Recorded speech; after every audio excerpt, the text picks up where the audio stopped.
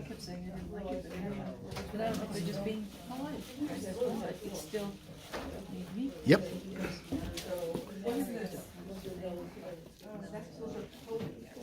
Oh, all right. You want to put that out?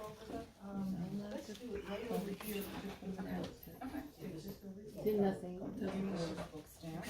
You know. Are there more scores in the Sufi? Too much A lot time. of work, yeah. So that's the only score? You know, Yeah, so do I. Oh, I know you have your fingers, but it's supposed to be so very, very good. Carly, you like hey, well, what I didn't know was I thought I needed everything linked. They're saying, no. I have started. What's that? I started the screen from 7 o'clock. Okay. I mean, I have to, because it's time for that. unless you got very thick hair, then they clear it out, you know, they have Like to just thin it out. You haven't seen Justin in a while? No. Oh, really? I don't think I told you that. Are there more scores? You know, again, 5 years. In Colorado.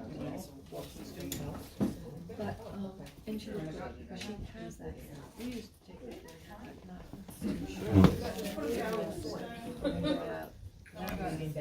She has nothing.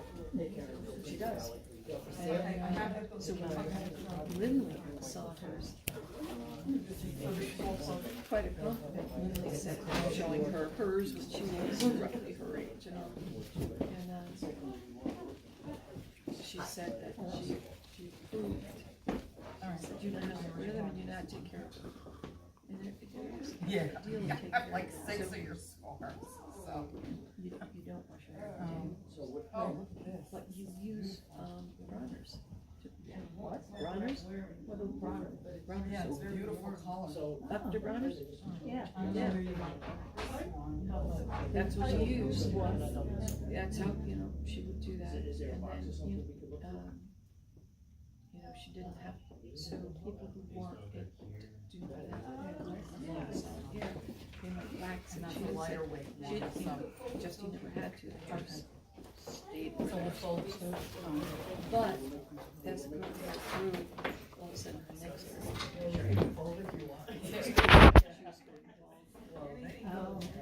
so Too much weight. Too much weight. So one day she came home, and it was gone. She went really short. So now she wears a hat, different control because she went so short. It goes, yeah. Mine just goes flat. Hello, testing, testing. Until I went through the change of life.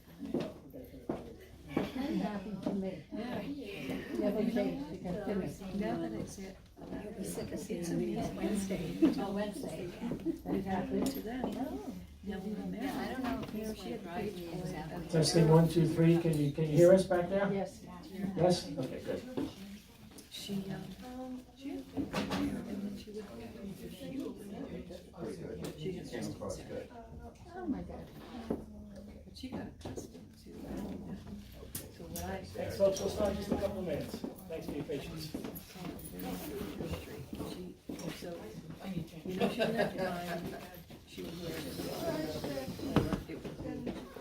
Oh, that's good. And it's still, she still operates that way. Yeah. What kind of work she does? She does a lot of hair. You could say, you would like to do it yourself. Wait, the link to what you It does, yeah. It should be on. I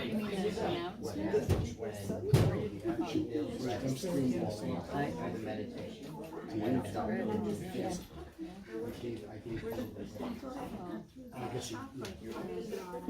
You're up at the front.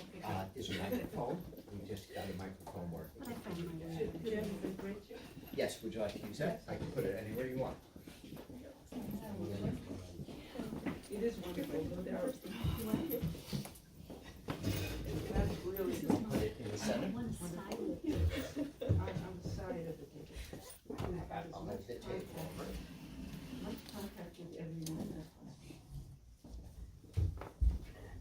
Is he free?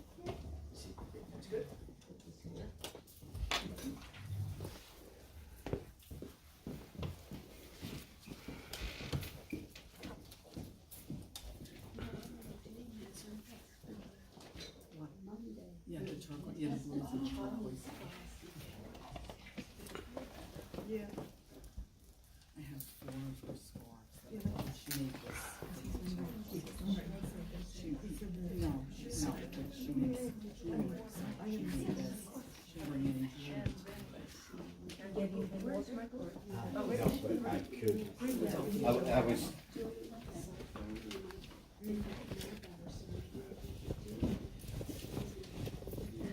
I just cold water. Looks very good.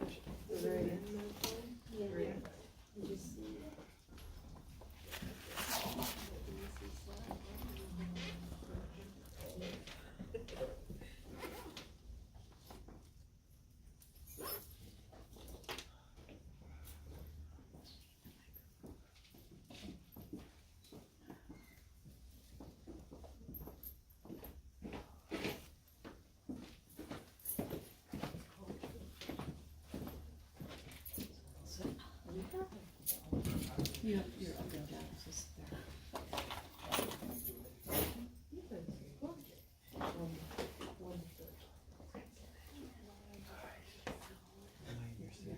Hello, everyone. Thanks for being here tonight. And we are the New Jersey Metaphysical Center. We've been around since 1956. We're a nonprofit organization for the education of esoteric teachings, metaphysics, parapsychology, and all related subjects. We're very happy tonight to have Miriam Sheikha, and we'll begin in just a few minutes. I just want to let you know of some activities that are happening.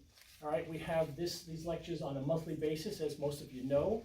The next one is on May 11th, and Dr. Ken Harris will be here speaking about Second Chances, his new book.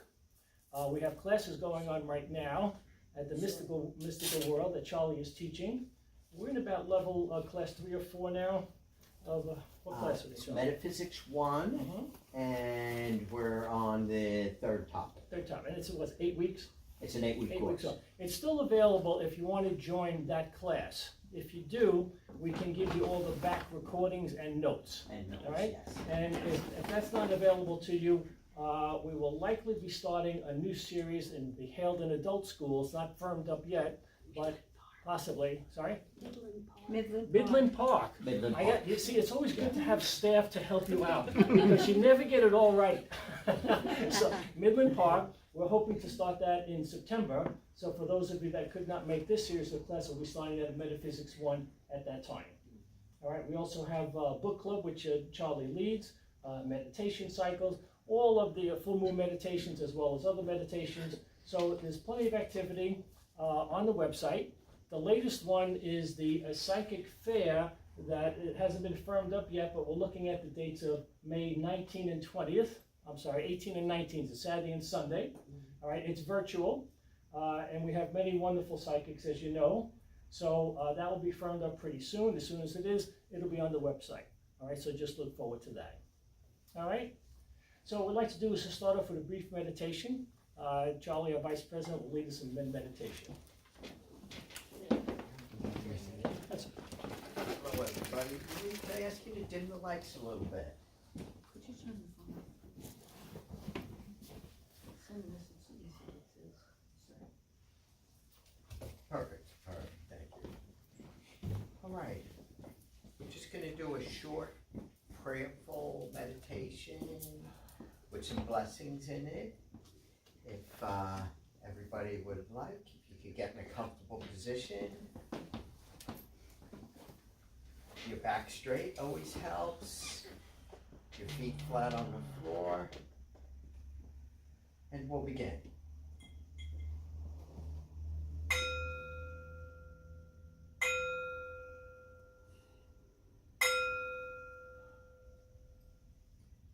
Let's relax our minds and our bodies.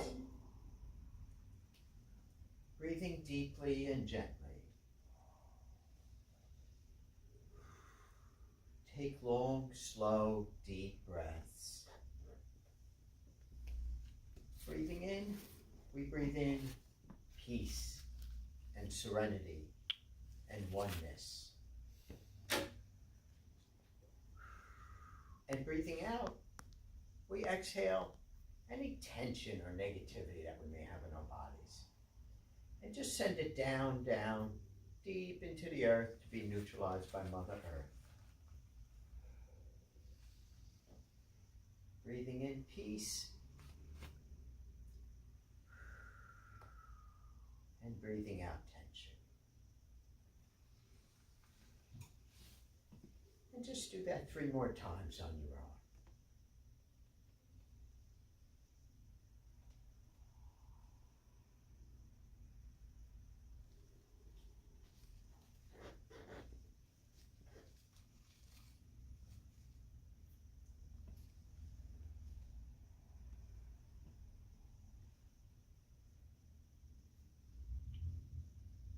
Divine Father, Divine Mother,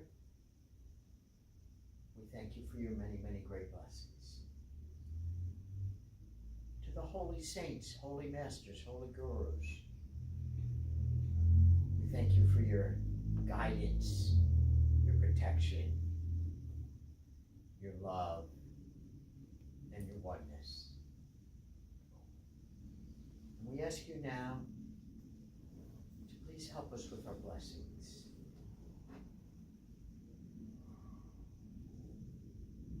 First, we'd like to ask that the Metaphysical Center of New Jersey, the Center for Pranic Healing, Mystical World, and all the spiritual teachers and spiritual organizations, we ask that these organizations be blessed with love, light, peace, prosperity, and oneness, so that they may continue to spread love and light in the world, as well as the higher consciousness of all beings.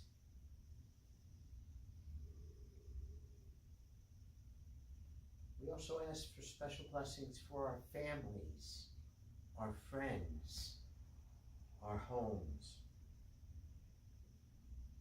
And if you know anybody who's sick or needs healing, just picture them in your mind now, and picture them being filled with pure golden white light, so that they might be healed or blessed in accordance with God's will.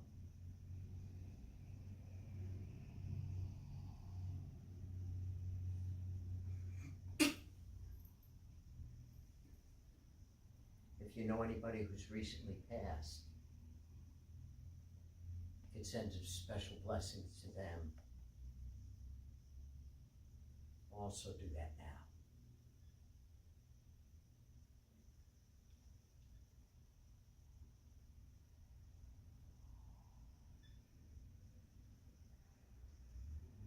And finally, we ask that Mother Earth be blessed. May the earth be blessed with clean air, clean water, good health, and happiness. And we ask that anywhere where there's fighting or disharmony in the world, we ask that those places be filled with special blessings of love, peace, and oneness.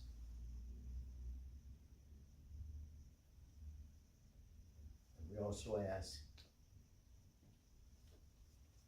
that anyone in the world who might be suffering, or anyone who feels alone, that they know that they are not alone, and that there are people there willing to help, and all they need to do is ask. We ask all this with thanks and in full faith. So be it, so be it, so be it. And when you're ready, slowly bring your consciousness back to the room.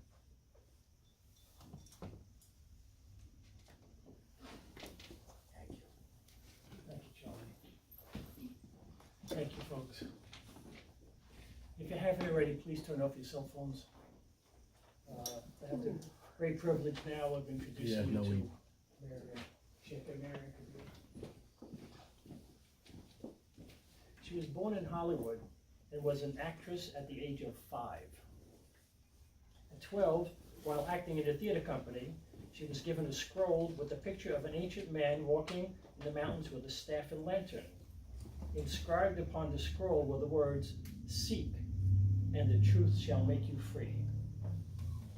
She knew, even at 12, that she was the ancient seeker, and so began her journey around the world in search of spiritual masters who have given her great gifts to be transmitted to spiritual seekers everywhere. Sheikha Maryam is an international speaker and author of the book Journey Through 10,000 Veils. The books and the materials are in the back. We will have a break in about an hour or so. Please make yourself available today. I'm very happy to introduce Sheikha.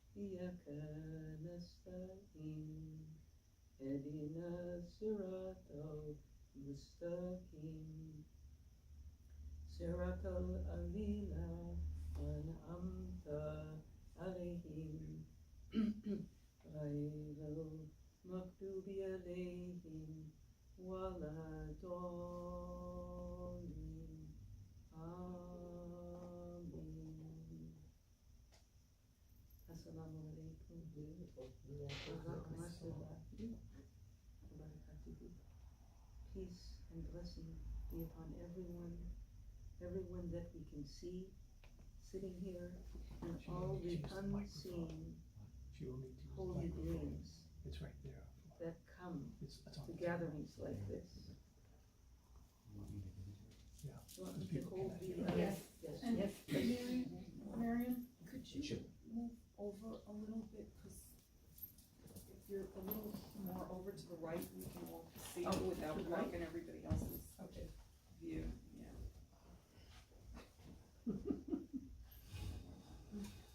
Searching. It's your right. It's it's my what, left. right, yeah. Stage left or. Yeah, yeah. now we can Okay, see- now we can there see. we have it. Let's start like this. This is right. Bismillah, Rahman, Rahim. In the name of Allah, the merciful, the compassionate. I recognize everyone here in very profound sense. It's not only that we have been together before in this world, but it's that our souls are completely linked. And everything that you said is exactly what we say. We're all here to unite in the light and end separation forever between any of us. But I've never felt any separation with you. But it's time to get back together again now. I have wonderful memories of our times together in the past. And we're together now to help transform the world and dispel darkness with light. And so whatever religion we may be practicing or understanding and following, there's only one God. There's one divine source of all of us. And after we see what happens when people forget this, and conflict comes and wars come, there's never been a time more necessary to absolutely affirm our unity, to unite in the light. So when it just so happened that we came back to our community here, I could not feel more joyous about anything than let's get together now and unite in the light so that humanity can be restored to its true nature. What I've done since I was here last is I made 20 trips to West Africa, 20 trips to Senegal. I'm going to And- try to raise the microphone while I'm looking. Okay? I'm gonna try to raise the level. And I could speak right into it, that might help. That would be better. Guys, can you hear that better? Let's talk, They like that better. let's speak. I can hear it. Let's speak with devotion and you know, dedication and impact. Let's make some impact here. And what we're talking about is when we see what's been happening in the world, even very recently, we have never had a more necessary time to get together and join together with as many people as possible to transform the situation in the world. What Sheikh Bawa, our beloved Sheikh, peace and blessings be upon him, told us years ago. I met him about 40 years ago, and what he said was that we who were created as we are to love God with all our hearts will become a healing for humanity in the time of, let's say, destruction or conflict and challenge that's happening now. He prepared us. He said this will come, and so all the time that we stayed with him and that I studied with other spiritual masters, as I had seen as a young child that I would, every one of them kept preparing not only my heart but our heart to be the healing for humanity. In Arabic it's called Shifa. And so whenever we get together in a gathering like this is a very special one, but whenever we meet other beings who are yearning to manifest the light of God and dispel the darkness, let's say forever, as much as possible, then we're all tuning in to the source of light. That's what we're doing here. And each one may have a unique mission to fulfill, or we will, as we appeared in the parking lot, and beautiful companions were there to greet us. And I say it's not only physical people that come to us when we arrive, but these spiritual beings are there and here. So we've also learned in our tradition that when you gather together in remembrance of God, in Arabic it's called dhikr, remembrance, there are realms of angels that are designated to come to that gathering. So if in your own heart you can hear it and feel it, these luminous beings are here too. This is a gathering of souls. And when I formally embraced Islam, peace and blessings be upon the Holy Prophet and the one who sent him to us all, I was in Palestine, Jerusalem. You know, I was a Jewish girl from Hollywood, guided through India and Nepal and, you know, many, many countries to finally arrive in Jerusalem. That's the place where all the prophets prayed together. This is a very important piece of information at this time. There's no reason at all to have killing of people in this holy place. So I know for myself, I was guided to Masjid al-Aqsa, and I saw all the souls assembled there, all the prophets, all the messengers, all the believers in one divine assembly, with the last of the prophets leading the prayers, but all united in the light. So I'm saying this first because of what is happening in Palestine now. I will go back and mention the stages of the development that led me there. But right now, our hearts and prayers must go to Palestine, to Jerusalem, to every place on earth where anyone is being assaulted by the dark force. Everywhere. So we could mention the various places, but let's keep our hearts wide open to include everyone. Everyone who's suffering. Now, I just heard about something in Philadelphia, a certain kind of crisis, and I didn't even know about it until maybe last night or the night before. But I don't know the details about it, but we know that we must pray for everyone.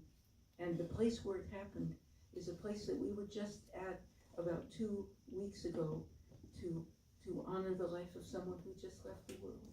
It's a place of, where souls are protected and gathered and then prepared for the journey to eternal life. So at this point of our assembly here, it's not just that we came to see our old friends, but how wonderful it is to be together. There's no doubt. And that is part of the solution.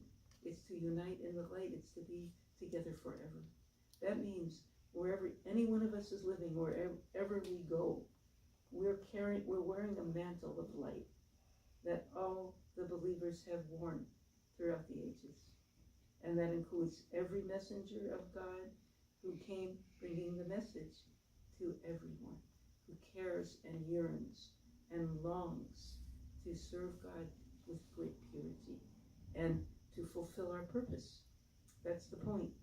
Now, it says, this is what Allah subhanahu wa ta'ala, the most merciful Lord, said to us in the Quran, O mankind and jinn, spirits, O spirits and mankind, I did not create you except for ibadah, which means love, worship, and service. So as we sit here, each one of us resonate with that message. You, every one of us, was created to love, worship, and serve God with all our love that He planted in our hearts. So when you want to know, how do I love and serve and worship God? You must ask Allah, ask God to guide you on the path that leads you directly into His presence. And He will be the one to determine how we fulfill this prophecy, this intention, the divine intention for us. Instead of feeling that someone else has to tell us what to do, we better go to the source. And we can't make that decision ourselves either. We have to surrender with very deep devotion in our prayers, in our daily worship, for this Holy Spirit, the light of God, to rain down upon us and carry us through the journey that He brought us to fulfill. We can't do it ourselves, but He did create us for this purpose. Therefore, we must believe that He is the master of fulfillment of the purpose. So instead of worrying about ourselves or fearing anything, what I do say repeatedly, be blessed, not stressed, distressed, or depressed. Be blessed. So now let's focus on how in the time allotted, how much time do we have in this world remaining? We don't know. We don't know. Right at this point, I'm, getting a little older, feeling young forever, but I know that the time is limited. So I ask Allah, please guide me on the most beautiful path that You created us to travel on. You made us to be travelers on this path. And therefore, if every time you meet someone, like we saw when we arrived here, did we not? We saw light upon light upon light in everybody's face. That's an indication that there's no separation here. It doesn't have to do with what particular religion you have been guided to, but then there will be another step and another step. This is a journey of immense, profound significance. And the way my journey went, I was born in Hollywood, but my soul was in the divine realm. I wasn't like, and I was an actress at age 5, okay, but did I identify with that identity? No, it was all steps of transformation that enabled me to make the journey. So right away, at a very young age, I met these teachers of acting, so to speak, but well-known people, and they started training me for something much beyond acting. And I learned through acting in theater how to speak to people everywhere in the world about the divine path. I learned how to speak. You know, it says in your wonderful invitation that when the student is ready, the teacher appears. And I know for myself, it's just been one illuminated being after the next. I guess the student was ready to receive and then give. We're not getting all this information to keep it for ourselves and say, I'm enlightened. We don't have to say that. We should not say that. We say, oh Allah, pour your rain down upon our hearts and souls that we may transmit this to everyone who's searching, to every sincere seeker. That's why the scroll was so important in my early days, because it said, it had this ancient man with a long white beard, a long robe, and, you know, illuminated being, walking in the mountains with a staff and lantern, and it says, written on it, seek, and the truth shall make you free. Now, let's think about that together. What does it mean? When did you hear that? When did you hear that? In what way did you hear that? And as time went on, what I'm asking you to see how your journey is unfolding, how it has been unfolding, so that point by point, as the light descended, it's such a precious gift. Hold it in your heart. Don't let go, and don't forget what God has been giving us. Hold it as a treasure upon treasure upon treasure. And I was having visions in early days of walking in the mountains myself and realizing it was a dark night and you couldn't hardly see anything, but I felt that there were people walking with me and behind me, and I had a backpack filled with treasures in it, food, provision, and knowledge. And I opened up the backpack and laid out the treasures that had been given to me on a table like the one back there and that you set up here. And then those provisions were given to the seekers who were seeking the same thing that I was seeking, the truth that would make us free. So these are stations along the way that were revealed. And as when I was just a child, I went to sleep. My mother didn't understand why I was smiling so much. Just yesterday in our khutbah, we were told again and again that to smile is a sunnah. It's the path of the Holy Prophet. Islam is not a path of any kind of torment. It's a path of loving all lives as our own. That's the transmission of all the messengers, and it's all one body. So the messengers of each religion all came from the source to bring the same message again and again. And we are the recipients of that grace. But it's not for us alone by any means, particularly at a time like this, where so many people, if they're watching the news, will become incredibly depressed and fearful, unless it's a really good group who's speaking about holy things. Now, what do we do at a time like this? And why have I come here now?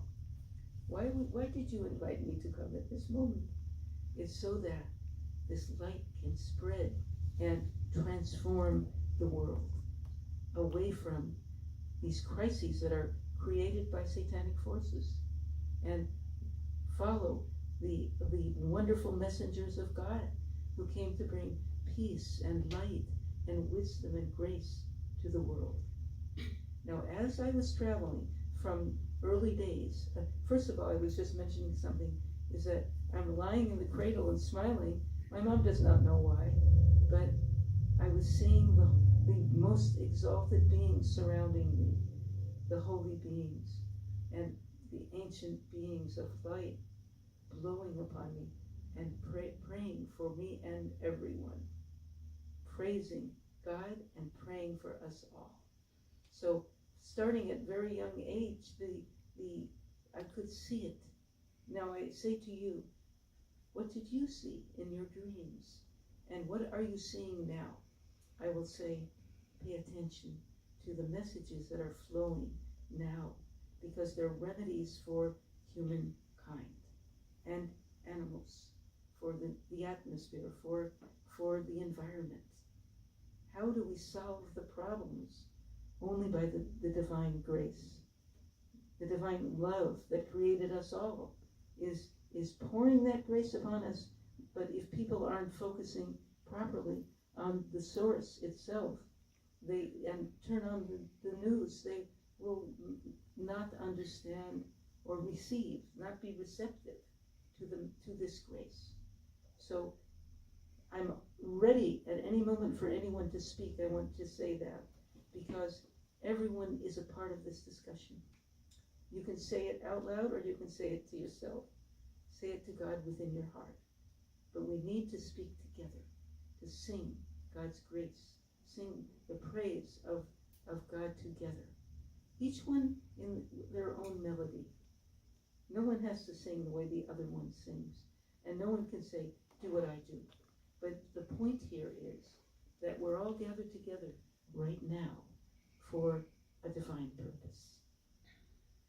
And that purpose is basically to save the world, to save the divine world as it was intended to be saved, as it is meant to be saved, and to not surrender or succumb to fear and hardship and misery and conflict especially.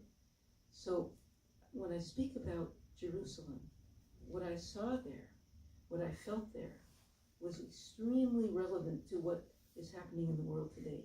And to the extent that I could tell this story to the people of, any people, but let's say the people of Israel.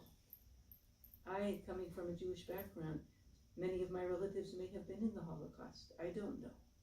But those people must take care of the Palestinians and as well as the Jews to fulfill the event that took place in the mosque, which is called Masjid al-Aqsa.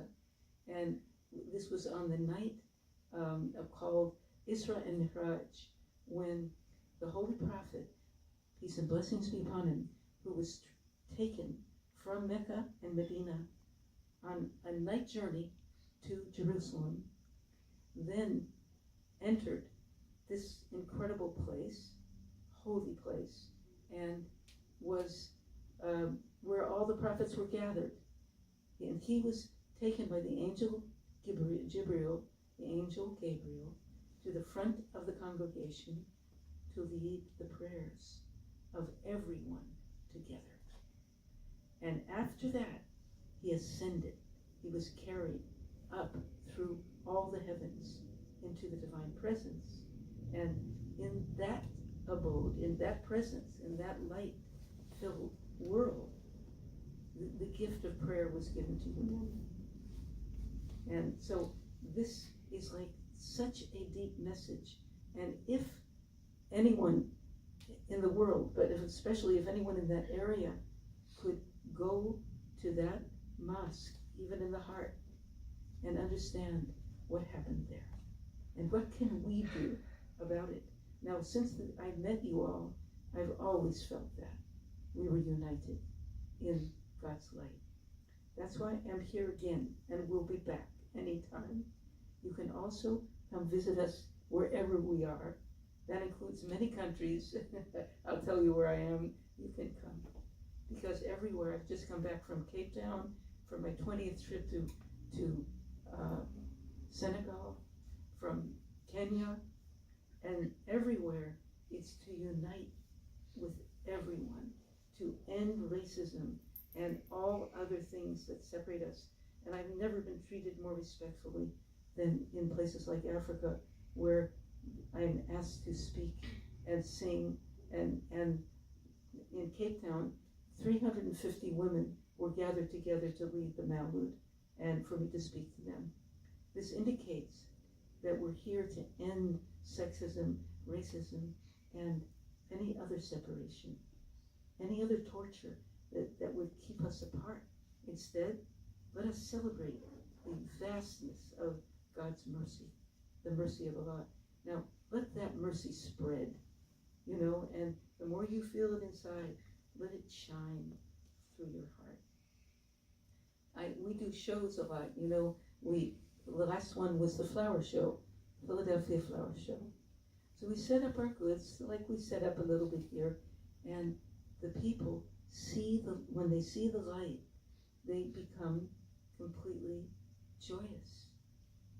They aren't, they haven't formally embraced Islam, but they see the light shining of what brought all the prophets together. So what made me join in with the community of Islam is that I traveled from one center of grace to the next, one religion to the next, and felt the presence of the prophets everywhere. And then it all came together in one assembly. That happened to be in Palestine. Now, shortly, at about the same time, we went to write a book on Jerusalem. I went with a wonderful sheikh, whose name is Sheikh Nuruddin, and we went to write a book on Jerusalem. Now, when I eventually met Bawa, he said, you can't bring peace to Jerusalem by writing ads in the paper. You have to make peace in your own heart. And he said, and then all the bees will come to take the honey. That's what he said when I finally met him, which is soon after this. Okay? Now, so our point is that we have to find this peace in our heart. And then, as I said, when I'm in the booth, just, with doing my beads, remembering God, and praying for everyone, people from all different sects and religions or no religion, they're drawn to the light because God wills it. He's welcoming everybody into that assembly. That's what we want to do. That's what I'm inviting us all to do, is first of all, understand what God has given us each. Treasure upon treasure.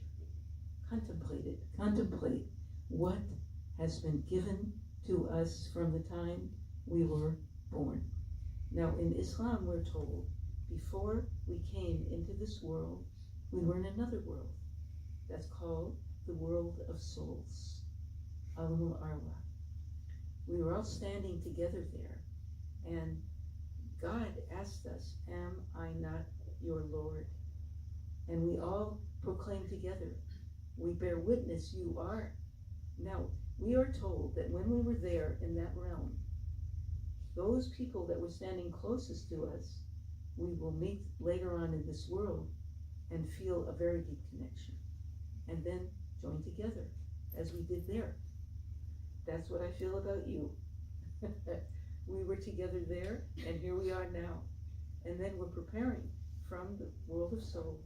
We walk step by step through this dunya, this world, and every step of the way, we see signs of God. And the message from the Quran is, behold the signs of Allah in the horizons and yourself. So as we're walking along, even from very early age, I saw this. I would be seeing one after another of mysterious and wondrous signs. For example, my family welcomed everybody into the house. The door was never locked, nor is ours. And one by one, the people would be coming to join together on the journey. The father of my stepmother was on his own journey. He was going around the world and going to different leaders of the world, such as Ben Gurion in Israel, and he was Jewish, and he said, I am here a messenger of God. I'm here as a messenger of God. And they said, well, who sent you? He said, God. God sent me here to bring this light. And he kept doing that. He would just go from one place to another. And it's all in their house. There was a scroll written on the wall of the words he said, the words that was passed through him about the journey. My father would take us on trips every weekend and sing the most beautiful songs about unity amongst all humankind. So this was established at a very young age. The grandfather, the father of Sufi, was transmitting to a group like this in his later years, just exactly what things that I'm saying and what he said throughout, because God said it and said, go tell them. And he was sitting on a chair like this and went right down onto the ground and passed away, having said these words for his final time. Now, what you say in this life goes ahead of you to the next life. So this is what I was feeling when I was feeling you all last night. It's just for us to realize that we're preparing for the next world. It's called in Arabic Akhirah, the world to come. It's a heavenly domain. And so the more that you and me, that we can do the best we can here to spread the word of hope and faith and light that dispels darkness, that is what we will find there. The person that I went to Jerusalem with, because he invited me, they were going to write a book. I came and met him in New Mexico, and he said, he saw that I was carrying this huge book in my arms, because all the time I was walking around the world. I had no house to live in. I had no computer, no phone, no Expedia or anything. I was simply guided from one blessed place to the next, all around the world. Now, during that time, messages kept coming, and I wrote them down in that book and made paintings of what I saw in the dreams. So that big book was in my arms coming back from Europe into New Mexico, and he said, we're going to write a book on Jerusalem. Come with us. Come with us. And we got on the plane and went to Israel, right? Prior to this, I was guided to India. When I first left America, left the computer world behind, the consumer world behind, and I didn't even have a computer, so I didn't even know what it was. But leave the consumer world behind and get out there. And then got onto the, I'm sorry for skipping around the timeline, but I got onto, after being in Europe for a little while with great people, I got onto the Orient Express and was traveling right along and seeing the most amazing signs of God in the atmosphere, everywhere, the nature of everything. During that time, it was maybe 50 years ago, every place I went, I saw peace before imperialism took over. So I was watching the signs, but right away, as I sat down on the train, I saw in my notes a quote from Mevlana Rumi, radiallahu anhu, where he says, when you get on a train, put your stuff down, because then God will take you on the journey. The train will carry you. You're not going to carry yourself. You can't carry yourself. So put your stuff down, whatever you think you're carrying. I didn't even think I was carrying much, but I had a few bags with some paints in it and a sleeping bag and two dresses. So in any case, I was told to put it down, and that made me understand that I was not carrying myself at all. When I go back to that time, it always reminds me not to carry the burden of my life, but to know that not only I, but all of us are being carried. So as it went, we then, the bus, I was on the train stopped, and it happened to be, I think, in Afghanistan, and I was just moved onto a beautiful bus where the people were like having tea and coffee together and wearing beautiful robes and, celebrating God's praise. And, sharing love with each other, no conflict, not like you see now at all. And I was there, a young woman from America. Did anyone mistreat me? Not at all, not at all. Then, with that joy being celebrated by us all, and there were bells and tassels making a lot of noise, singing, let's say. Well, then I heard the call to prayer pouring through the bus, pouring through. And the bus stopped at every time of prayer, and everybody got out with their prayer rugs wrapped in their arms and took off into the desert and laid out their prayer mats in the desert. So that was pretty much the first sign for me of the nature of the journey, that every time that you hear the call to prayer and it's time to pray, you get off the bus and go into the desert and pray with all those who are praying together. And there are angels who are called upon to join every human assembly. So I felt them all. And this went on throughout my travels around the world, that I was guided from one to another place of prayer. And in assemblies, divine assemblies, and also as a woman, I was never mistreated. This increased as time went, the lack of any kind of barrier. But, like in Senegal, they'd always ask me to sit close to the men and speak and sing. But most women don't do that. But I think this was a transformative moment in history, is for us to join in and speak together, all of us in prayer, with no separation at all. We're also making movies around the world. So, and we're putting it on a website, and you can all have access to that, which shows how these assemblies do take place, how we work together now, forevermore, let's say. I feel the same way about you as I felt about the men in Africa, and the women too, of course, and the children.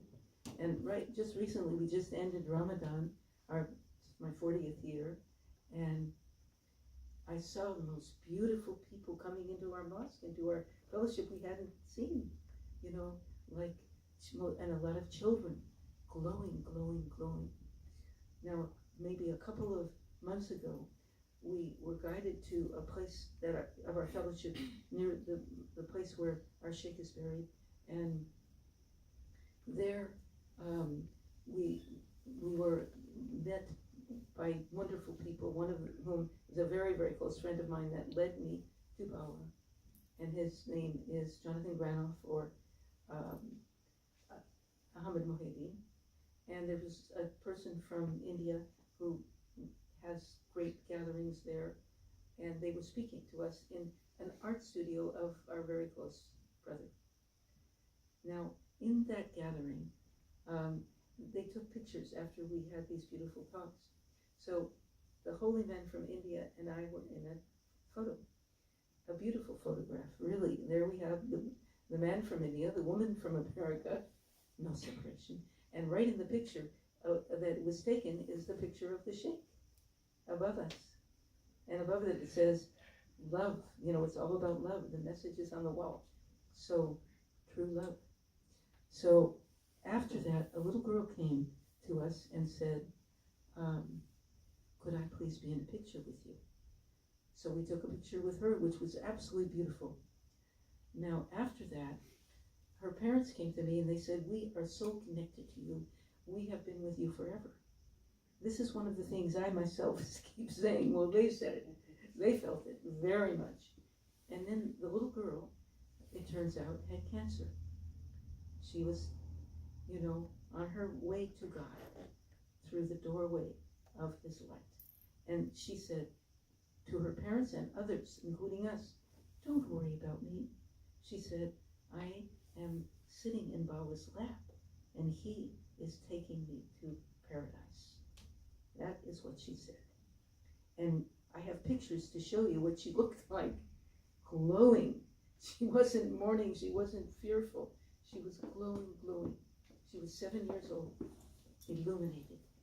Well, after that, the parents kept telling me, we are connected, you know, and then after that I went into a retreat. I went into a retreat for 5 days, and I got messages from our farm where people are buried that that's what was going to happen to that heavenly girl. Even before that, they sent me a picture after she left the mazar, the gathering that we were at. They were at a place in New York, a hotel, with this beautiful background, like an amazing illuminated space behind her. She said, Mom, please photograph me. I'm in meditation. And I want to send that to your organization because it's so beautiful how this girl really manifested the light of God. And so after that, the father called. The father called me, and we always communicate, forever.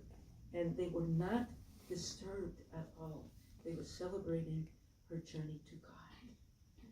Now this means something also in terms of the people in Gaza, because every holy being, every pure being that has been loving God throughout their life, at the time that they leave this world, go to a much more illuminated world, particularly those who might have been sacrificed in what they call to become martyrs. You know, in other words, they sacrificed their lives. Not that they chose it, but that was destined for them in a way. But we can't mourn over it if we believe that this is what is most likely to have happened, and we pray for it to happen.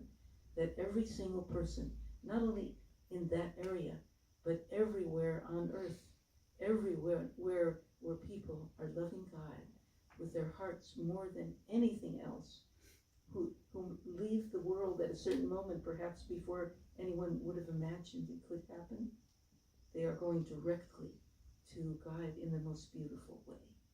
This is a way to shift the perception from very, very deep sorrow to great faith and hope and prayer, deep prayer for this to happen. But I felt it everywhere that I've gone and seen anything like this happen. We just pray for that. Now, as for your own problems, it's very important to know that it's very possible to give up attachment to your worldly existence and walk on the path that leads right to God. So when I said about walking on a journey with others, it was people like you that I was walking with in the middle of the night and giving these little gifts from the sheikhs to all the sincere people that I was walking with, no doubt. It wasn't mine, it was given to me to give. So then, as you keep going on the journey, you're wondering, where are you? It's so dark. Suddenly, the sun rises, filled with light. And there we are all together, walking in the light, walking on the journey from light to light. So I certainly haven't given all the details, what came in between one step and another, but there's a limited amount of time. And I would like to know en route now if anybody has either a question or a contribution, and there's still more to come, but let's make sure that everyone is included here. And I want to hear anything that you want to say or ask. Bismillah ar-Rahman. Can you hear her okay? Ameen. No.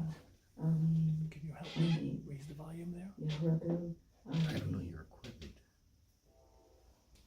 Yeah, I'm just trying to, would you help me with this?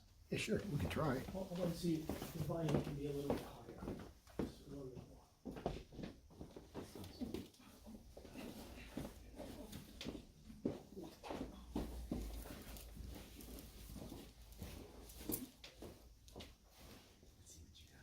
Two things is channel and group. I don't see a volume thing, you know. What is the, should I try this?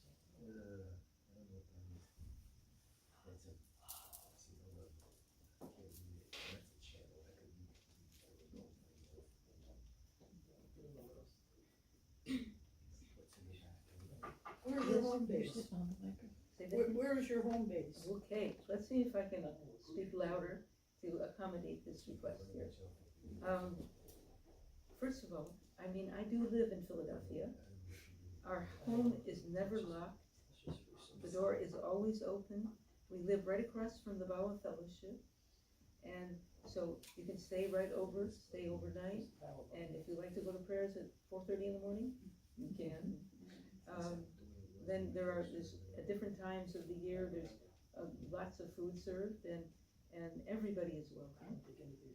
But I also travel extensively, and that is also not based upon my decision, but I'm taken wherever I'm supposed to go.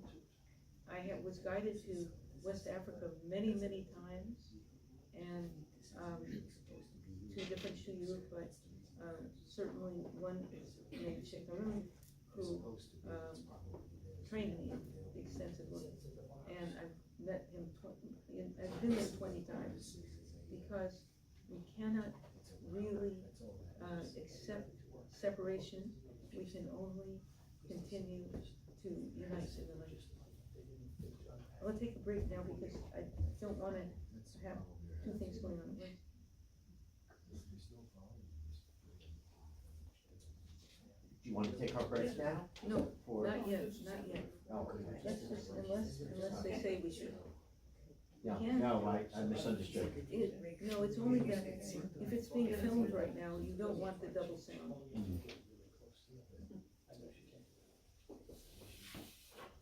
So sorry, they had a event here recently, and they just came back, and they said the audio-visual equipment is still in a box in another location. So we just sort of jimmied this up to get something working, but we have seen no volume control. So we apologize if the volume is too low for you. Is it possible to raise the volume on the mic itself? We don't see an issue here. But it doesn't help. What's that? I don't know. Yeah, there's a control there, so I think we're actually missing a piece of electronics that was So no sorry. worries. I'll try to speak louder. Okay, that'd be good. Or hold it closer, whichever you I'll want. do that. Okay. We'll do it. Okay. All right. Because I want to have these questions being asked and answered and recorded. Yeah. Because a very important part So- of our sharing is sharing and caring deeply. So let's see. We did just she asked questions. Shall I repeat that or not? Yes. Okay, ask the question please again. Where's your home base? Okay. I was born in Hollywood, as you know. I grew up off and on in Santa Barbara. I went to Berkeley, UC Berkeley, at the age of 16. I was in theater as a child, then at 12, and then in Berkeley we had a theater company. What happened in that theater company is I met a very, very deep companion on the journey. His name is Daniel Moore, Abdul Moore, peace and blessings be upon him, radiallahu anhu. And we were filmed there to express what we were going through. It's the same basic message, which has to do with the journey. And a certain film was made where we were on rocky land, and they filmed our feet on the journey. And Abdul Hai, who was running the show, that is a guide for the show for us, was telling the story of the journey, and then we would go into the wilderness and meditate, and we performed our play every week. But we would gather everyone together, meditate, serve food to everyone, make food for everyone, and then do the play, and then once again give food and meditate. Okay, so that was 40 years ago at least, or something like that. Maybe even 60 years ago. It could have been, something like that. Well, anyways, so that was a place, that was home for me then. Okay, then at a point, time was ready to get over. Let's move on now. We can't just stick around here. And different people that I had been with, they went on the journey in their directions. Most of us became Muslim, in a very spiritual sense, Sufis. And so that included Abdul Moore, it included Sheikh Nuruddin radiallahu anhum. So now I have seen them in my dreams shining brilliantly, beautifully, lovingly. I do not feel deprived of those people. They are more present than even before. Okay, now, so we're saying that for me, when I go back to the time that I spent traveling alone, I learned so much about my divine placement in existence that I felt that was my home. I was there on the train. I had nothing. I had no home to live in. I did not have a bed to sleep in at all. But knowing that I was being taken care of by God and needed nothing else, that was my home, and it still is. If I ever worry about anything now, I remember that. I go back to that sense of absolute peace. And I was speaking in Washington, D.C., at a place called Rumi Forum, and these very well-known scholars were asking me, weren't you afraid as you traveled around? I said, no, because the divine embrace was holding me. So that's my home. It's the arms and love and grace of God and the guidance. Now, after that, I was guided from to the monasteries in Europe, Christian monasteries. That was home. Incredible mysteries took place there, and it went on. I was with Ram Dass earlier in Berkeley. I was with that community, and Allen Ginsberg, etc. And then Ram Dass sent me over to Maharaji in India. That's where I was going at that moment, step by step. At a certain point, I would find children on the road. I would end up in a place, and they would say, oh, he's probably over there, go there, and then continue like that. Well, in any case, I finally, after traveling to Nepal and back and all around India, I landed up in the Himalayas and fell and collapsed. Just collapsed, And somebody eventually came to me, and he woke me up, and he says, I am happy. And he said, his name was Paxillary, and he said he's a disciple of Maharaji, and he made a fire and cooked food. First time I ate in I don't know how long, and took me. He said he thought I had hepatitis. I better go to the hospital, and I said, but really, I must go to Maharaji. We went to the hospital. I said, I must go to see the Sheikh now, the guru, and the person was a disciple of Maharaji. He said, yes, go there. And when I met him there, he embraced me, and I became completely cured. Then a couple of days later, we had a meeting. My visa was finished, and he says, now it's time to go back. But he said, you and I are one, and that is in Hindi. It's Sub-ek. So my African sheikh later on, one of them would call him. He was known by the name Allahu Wahidun. So this is what the teachers have been telling me. We're one. We are one. And then he said, you must walk in the footsteps of Jesus and follow the path of love. So where did that lead me? To Jerusalem. We were living on Jerusalem. At a certain point, I was walking from Jerusalem to Bethany to teach handicapped children. And whose footsteps did I walk in? Jesus. Peace and blessings be upon him. He went from Jerusalem to Bethany and back. So that's what he meant by that. And then everything from there on was all footsteps of love, path of love. But I was guided right to Christian monasteries and Buddhist monasteries. But what he was talking about Jesus was very deeply felt in those Christian monasteries. Very different than anything I saw in America. And they welcomed me profoundly. My mother superior, she would just put me in retreat, really. She says, you don't have to go and do all the work that everyone is doing. You go into a 40-day retreat, which is very mystical in Islam. So that was my home then. It was first in Belgium, and then in the French Alps. And there was a holy man from Egypt coming. So she wanted me to get, be ordained there, and they had a huge fire. She put a candle into the fire and gave it to me and said, light this every day.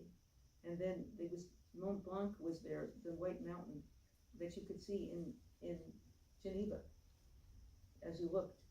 So they baptized me in the snow of Mont Blanc. And then I went into the monastery. That's all I'm saying is day by day, every place I was guided is my base, my home. Because the same teaching was revealed in every place. Now, I ended up coming back to Philadelphia many, many times. I lived there. We have a really wonderful center there. But how many times have I gone to Africa? How many times have I been in any part of the world that Allah said, now go here. So every place where Allah is worshipped, where God is worshipped, becomes our home. And it's different religions as you go, so that everything is united in that home, in your heart. And during the pandemic, I was saying making videos to parents and children, saying, make your home, your heart and your home, a sanctuary of peace, and telling them to bring their children into the sanctuary of peace. Even if hardly anyone could come into your house, make your children know they're in a sanctuary of peace. So at a certain point, when we couldn't have anyone come in, and that was most unusual for us, I went to sleep and dreamt that there was a knock on the door. One by one, the most illuminated people came into the house, one by one, and they came in and sat down. They were wearing beautiful robes. They were shining with light, filling the house with light, and then the house expanded so more light could shine. And then I had these trays that I was serving. There I was in my homes, serving the angelic hosts, and one by one giving them everything. And then they all started singing praise of God. We call it in Arabic salawats to the Prophet. The whole room was filled with salawats, the house. So then that's my home, no doubt. A place where all of these beings are singing to the Holy Prophet. And when that's happening, the light of the Prophet descends upon us. That's what the house is like that I live in, actually. And so that was the abode that we lived in. And then 2 or 3 days later, we have salawats in our home on a daily, every month. So I was singing the salawats on our mantle. There's a beautiful picture of the Kaaba, all illuminated. And I said to our Sheikh, how can we go there now? How can we go there now? When you couldn't go anywhere, but you certainly couldn't travel across the world. He told me to read a book that he wrote, that he transmitted, and it's called Die Before Death That You May Live Forever. That was the message. Die before death that you may live forever. And that's pretty much the message I keep saying, is that we're not here forever, but if we can give our lives back to God, then that life is eternal. So that's what it's like. The things I'm mentioning are all in the book. The book is just a record, and I wanted to suggest to everyone, if you take notes about your journey, then as you read your book again and again, make it into a book, even in your heart, in your computer, or you can publish it if you wish. Well, every time you review that book, you will understand so much more what your real home is, where you really live, who you really are. What did you go through? Such as learn from the journey, every step of the way, what was granted to you, what the teaching is that makes you who you really are, and it allows you to let go of everything else. That's the home that I do live in, and it comes on a daily basis. You can't believe in the false things that the mind is saying, and think that you're at home. It's not a real home. You know, it's a place that's filled with distraction. You have to make your heart and home truly a sanctuary of peace. And then invite everybody in, like those beings that I saw in my beautiful dream. And there was another point right over here. Who had something to say? I thought. Mm-hmm. I have a suggestion, Yes, yes, since we're having such trouble with this. yes, What if we take a break yes. and then maybe rearrange the chairs much, much closer to you, if that's okay with you, so that they can hear Sure. you. Would that be okay with you? It's all fine. And another thing to contemplate.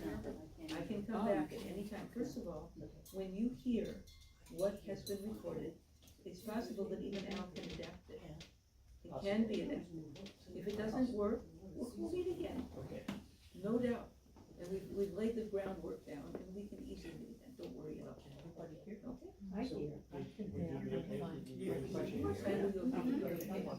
Okay, so folks, we'll take a short break now, and we're gonna move the chairs right around here, so we can be right next to Sheikha Maryam, so we can hear her. Okay, apologize for I the. can hear her, no problem. What's that? I can hear her, no problem. Yeah, maybe the I people can that hear her can't too, move up. You guys can hear her? Yeah, we Yeah. hear her fine. I hear fine. Oh, But maybe if somebody can't, they can move up a little bit. Yeah. I mean, Okay. I'm fine over Yeah, here. I think that Yeah. they're right. I'm not sure this is the mic, is the mic working then? No, it's not. No, No, but but still, yeah. Okay, But so move so up, then, move up. okay, She so just- whoever cannot hear, come up to the front, we'll put some chairs in the front row here. There's tea You'll have- and coffee and snacks in the back for anybody who would like something. Yes, and there are restrooms upstairs and down there. And you didn't make it again. And if anybody's. Oh, Okay.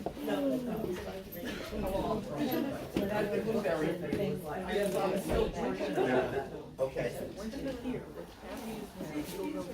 And everybody, there's books and stuff for sale that our speaker has on the back table if anybody's interested. That's why I was.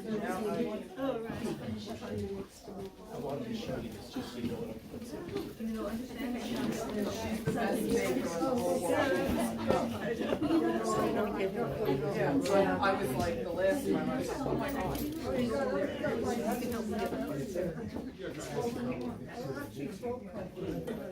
Hi, Jen. How you doing, dear? It's probably, Did you have your calendar? it's probably. That's what I have to start. Gabrielle is in it, so Sherry. New Ramdas and Maharaj. I'm at a point where I I can do barely Ramdas remember very who's well. coming through. You know what happens? He did in New York. I was there. And I never met Maharaj.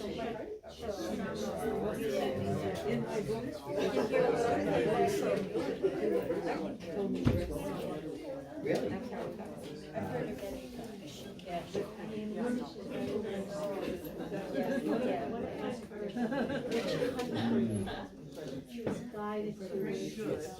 Ramdas always had wonderful things to say about him. He always told the story.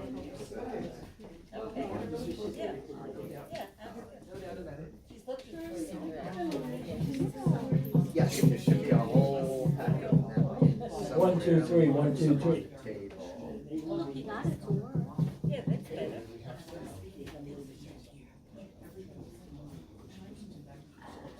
Yes, I'll get some.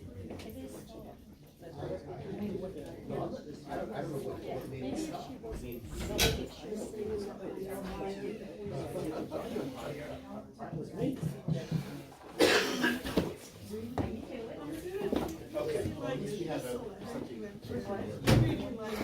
You could hear? I can hear Wow.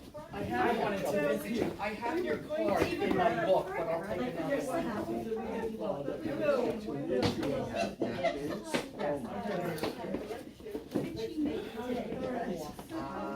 Something with lemon in it. Okay.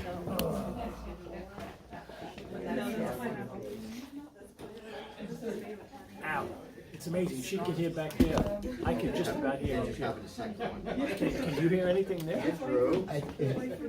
Whether or not your ears are in tune to the frequency, some people. Yeah.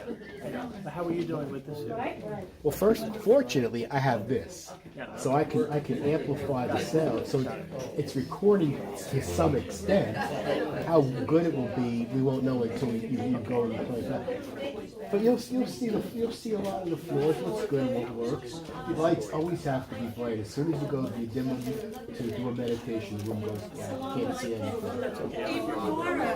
And I remember with the other, when they had the whole devices here, I was able to raise the volume. But they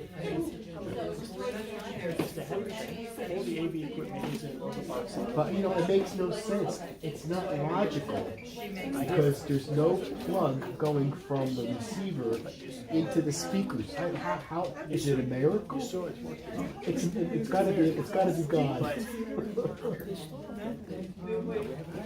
I know, and you're paying money to be here, and you're advertising, and you're disappointed, and you have one of the most important people you probably ever had here. Well, the bottom line is that we will have this recording. Now, I can't stop and start the stream. All I did was I tried to kill the because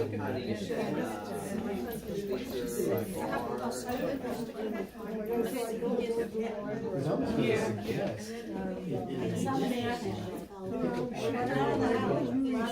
going to suggest people just go into a just to have it as a stand. This way you're independent of the world. Yeah, so they're going to have another speaker.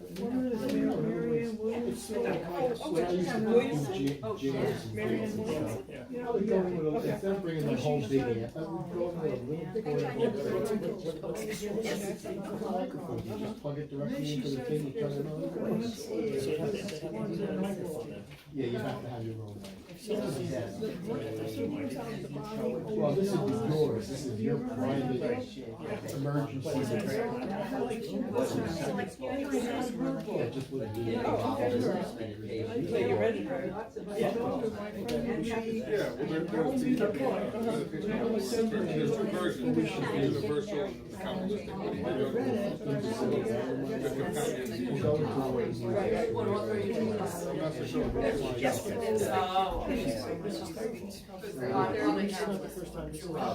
Okay, well, I mean, I'll do it as Bill was getting a message in a dream. because then the next thing is with the What do you mean?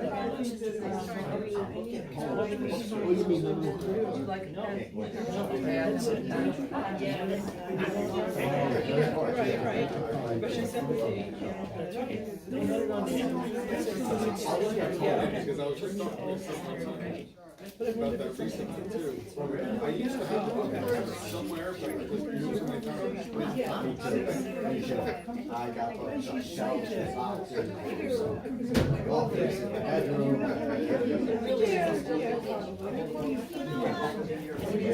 On every.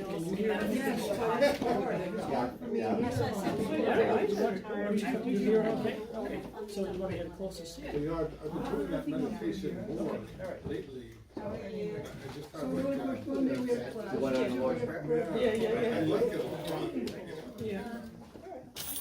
You know, it just makes me sharper. You know, it's a different feeling than doing like heart meditation. Did you make this? What is it? Well, we got it turned on now. You didn't make this. The universal is and then you raise your hand, let me cut it, you just do it again. My You second give speech. me a switch from stillness. I love pineapple. And then, you know, he pauses. But the blueberry was good. While he's talking.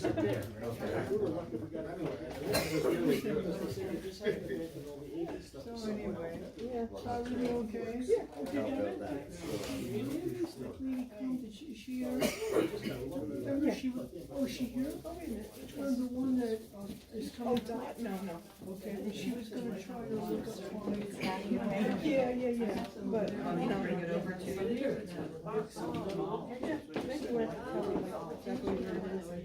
Give her the website. at least she's trying to make it. Yeah. But listen, thank you so much. I think it's so lovely. You know, I have no problem. No, it's the only thing. Now I have one. I want to send it over.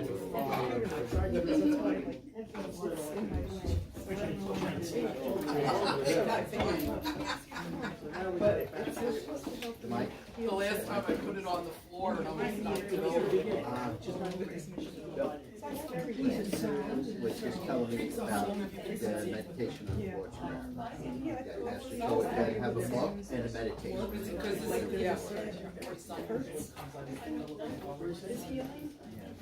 I'm not sure what that number is, but there's so much. Oh, I'm sure. I know, well, you're into the sound aspect, right? And there's hot water in the water. Thanks to you in Philly. I went to Penn, so I know, I need to be healed. I feel like so many people need to be healed. Is it really? I bet it is. Where is that? What's your name? No, I do not. Is it in Center City? The name is familiar, and you look familiar now. That's so many. I could pick the book this time, and I'm gonna spot her. Is it in West Philly or, what is it? Because I know West Philly and I know like down around South Street and I know where the, around where, all of that, old Philadelphia, I know all of that. But I didn't have a car when I was in school, so it was where I could take the bus. All the classes stopped. Although a person can be accountable. Oh, okay. Okay. Yeah, Yes, Where in advanced enough. No, but I worked for a company that we were on, actually, it wasn't Blueberry, Indiana. That's where I got to learn the Midwest and Like I said, you do the sound that while I and trout and all that great stuff that you have in the Midwest that you don't export east. So, it's excellent.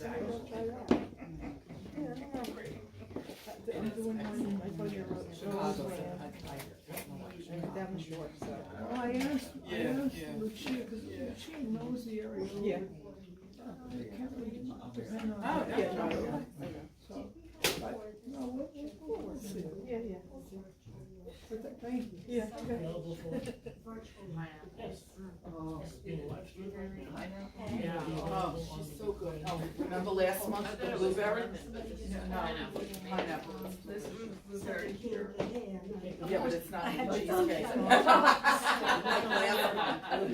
our website, you got a week and you will give them access. Oh, God.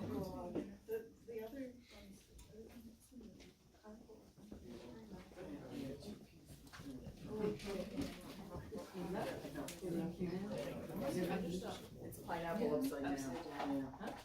Which I haven't had in ages. Oh, you've never had pineapple? Well, she made it really good, so that's what you compare it to. So, would you say Sufism is a Oriental? I don't need this. I don't know what it is. You know what I mean? I mean, like. No. And I don't know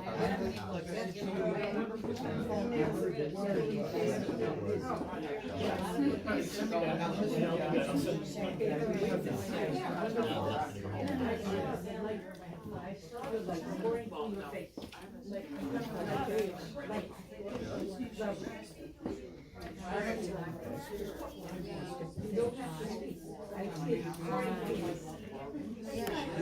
Right.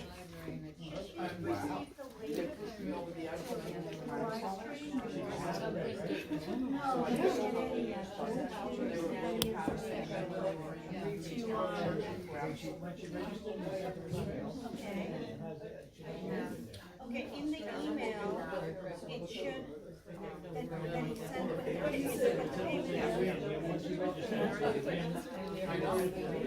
yeah, it should be. I had one. Yeah, I thought it was lemon, it was pineapple. So cool. I know, and did you see the frogs on them? Like, yeah, these are called the Pleiadians. It's beautiful. Well, Every Christmas, I got it.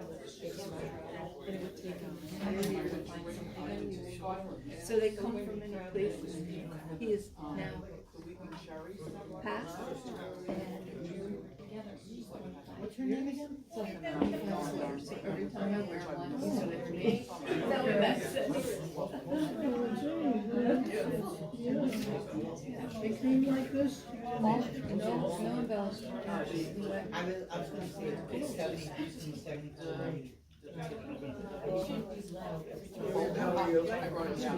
Good?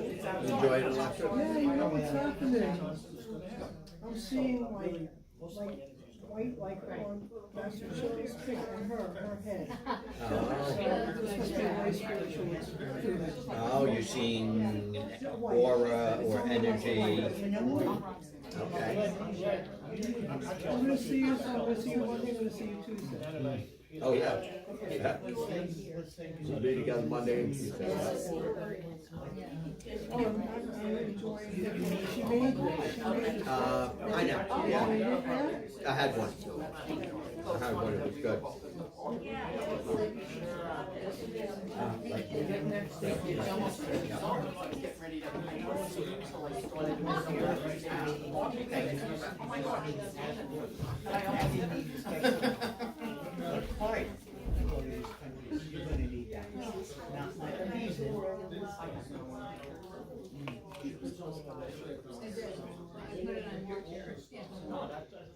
Put it on an chair next to it. Yeah, I know. I'm sitting in the second one. Yeah. Good cookie there, so. Yes, yes, She yes. never received the email with the link, she got a receipt. We will send her. I forgot about that. Yeah, that's what I just told her. Her name was Karen, Roberta Frenzel. Figure it out.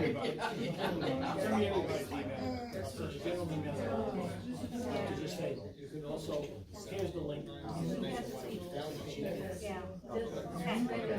That was the only phone call. I apologize. Yeah, everything was on fine. We had a fun day. It was fun.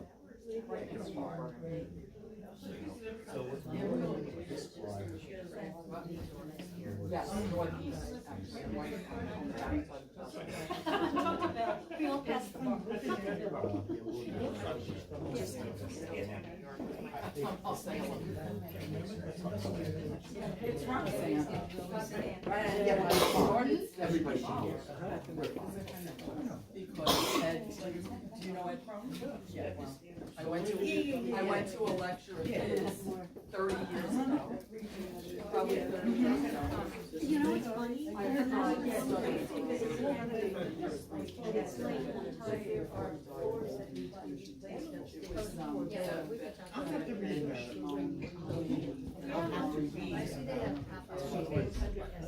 I've never been to one of those. I've gone to the healthcare business.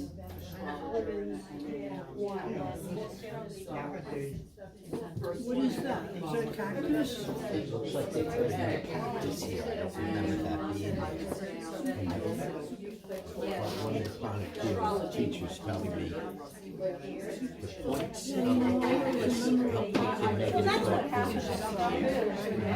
The points, yeah. The points of the cactus. To get rid of somehow. Get rid of that. And I see that in the trail, I think Because she was there. yeah, to help. You know, the point like bursts. The bubble, the negative thought form. Things floating around that we don't want here. Yeah. I've been a member, but maybe My ex, I studied chronic healing with Master Choa, and so my ex-wife, she always gets a cactus in the house. It's ready for that.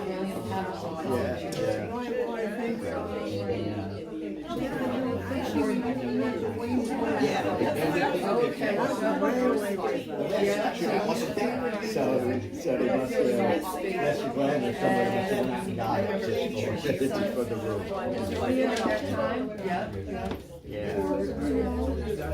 Everything changed.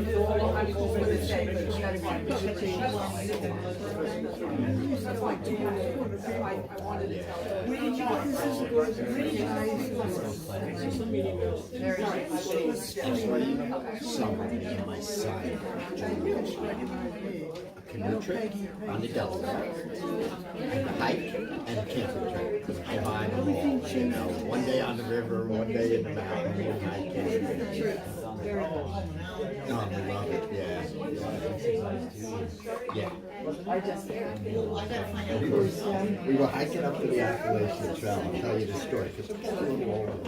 And decided, instead of staying on the trail, the rock trail with the nice smooth path, we're going to follow the waterfalls down the mountain and make a road trip.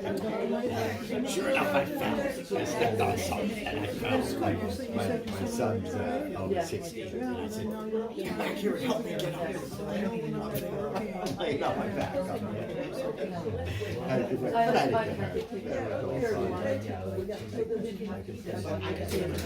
Yeah. I was saying, me and my son were hiking out the Appalachian Trail, and instead of following the regular path, we had this idea looking at the map.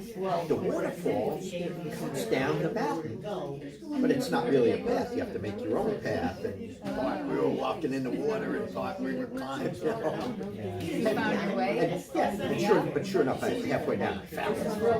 I slipped on a stick or a rock or something. And my son's 16, so that's easy for him. He'll run up and down the mountain, no problem. Yeah, I used to like to hike. I know. Yeah. That's what we were saying. That's what we were saying, right? It's so nice to be out in nature.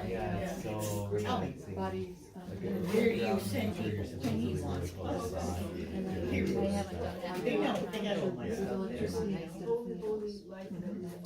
There's a nice place, it's called Worthington State Forest. It's right by the Delaware Water Gap, in between New Jersey and Pennsylvania, on the Delaware River. And that's where me and my son go every summer. Yeah, same spot. You could rent canoes. We do 6 miles on the river. 6 miles is very, a canoe, it's easy. We actually have kayaks. We rent kayaks, not canoes. It's very leisurely, we just walk down the river. I went kayaking once. Yeah. A friend of mine, she said, I will never go kayaking with you. She said, because there wasn't a lot, that year there was not a lot of rain, and this was in March. And I kept excited to see the rocks. Every time that would happen, I was screaming, and she was in front of me. Oh my God, what's wrong with her? And my boat tipped over, it fell in the water. Oh my God. And at the end, we were supposed to take lessons and we were late. I never went kayaking, I didn't know how to do that. So at the very end. Okay, folks, we're gonna get started in about 1 minute. He said, people dropped out. He said, you did really well. I said, I did. Okay, there you go. The scariest kayak trip I did was this. My sister was living in California. So me and my buddy went out to visit her. And she says, we're gonna go whale watching, but I have a surprise for you. The whale watching boat goes like 5 miles offshore, puts you in kayaks, leaves you in the ocean and goes away. Oh my God. Did you have any else behind? No, luckily, we seen some from far away, but none came over. Left us in the ocean. Wow. Testing, 1, 2, 3, testing, 1, 2, 3, yes? Okay, so we have a good microphone, so we'll be gathering in about a minute. Get your last drinks. And I did other things, program You did. and then I was director for I did. 12 Oh, I years. forgot. So I've been around a long time. I can't remember everything. Thank you for remembering me. I mean, I even told people we were having our next class in Halden.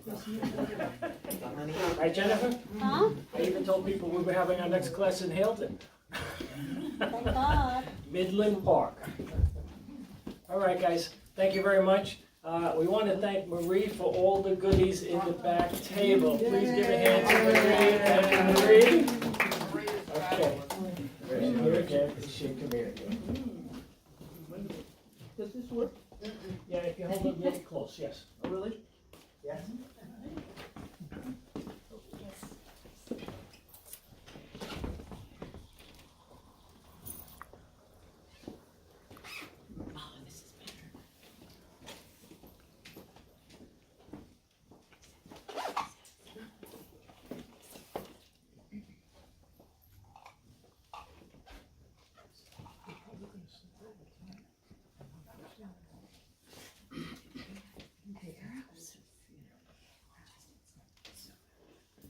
أعوذ بالله من الشيطان الرجيم بسم الله الرحمن الرحيم الحمد لله رب العالمين الرحمن الرحيم مالك يوم الدين إياك نعبد وإياك نستعين اهدنا الصراط المستقيم صراط الذين أنعمت عليهم غير المغضوب عليهم ولا الضالين Amen.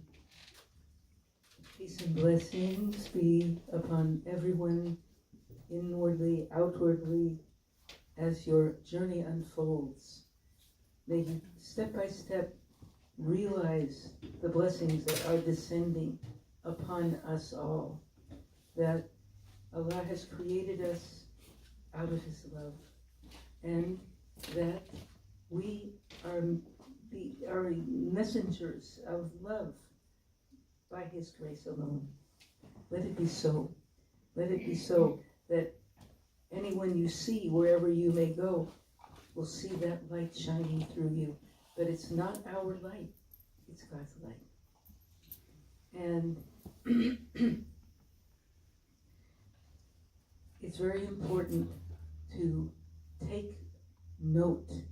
We say it in Arabic, but it's translated, behold the signs of Allah in the horizons and in yourself. Now, what does this mean in the context of this gathering here? Is this a sign of God? Yes. This is a deep sign. And every life is sacred and important. So, what we were saying in our prayers at Jummah yesterday is that whatever you do step by step in your journey that may help another being is true charity. And it's charity that enables you to yourself be uplifted greatly. Everyone you help helps you. We knew someone in Princeton, and he was a chaplain. my son is also a chaplain, and he kept helping people. He would be receiving, he would be he would be receiving students and people getting married and everything that you can imagine that people needed help with.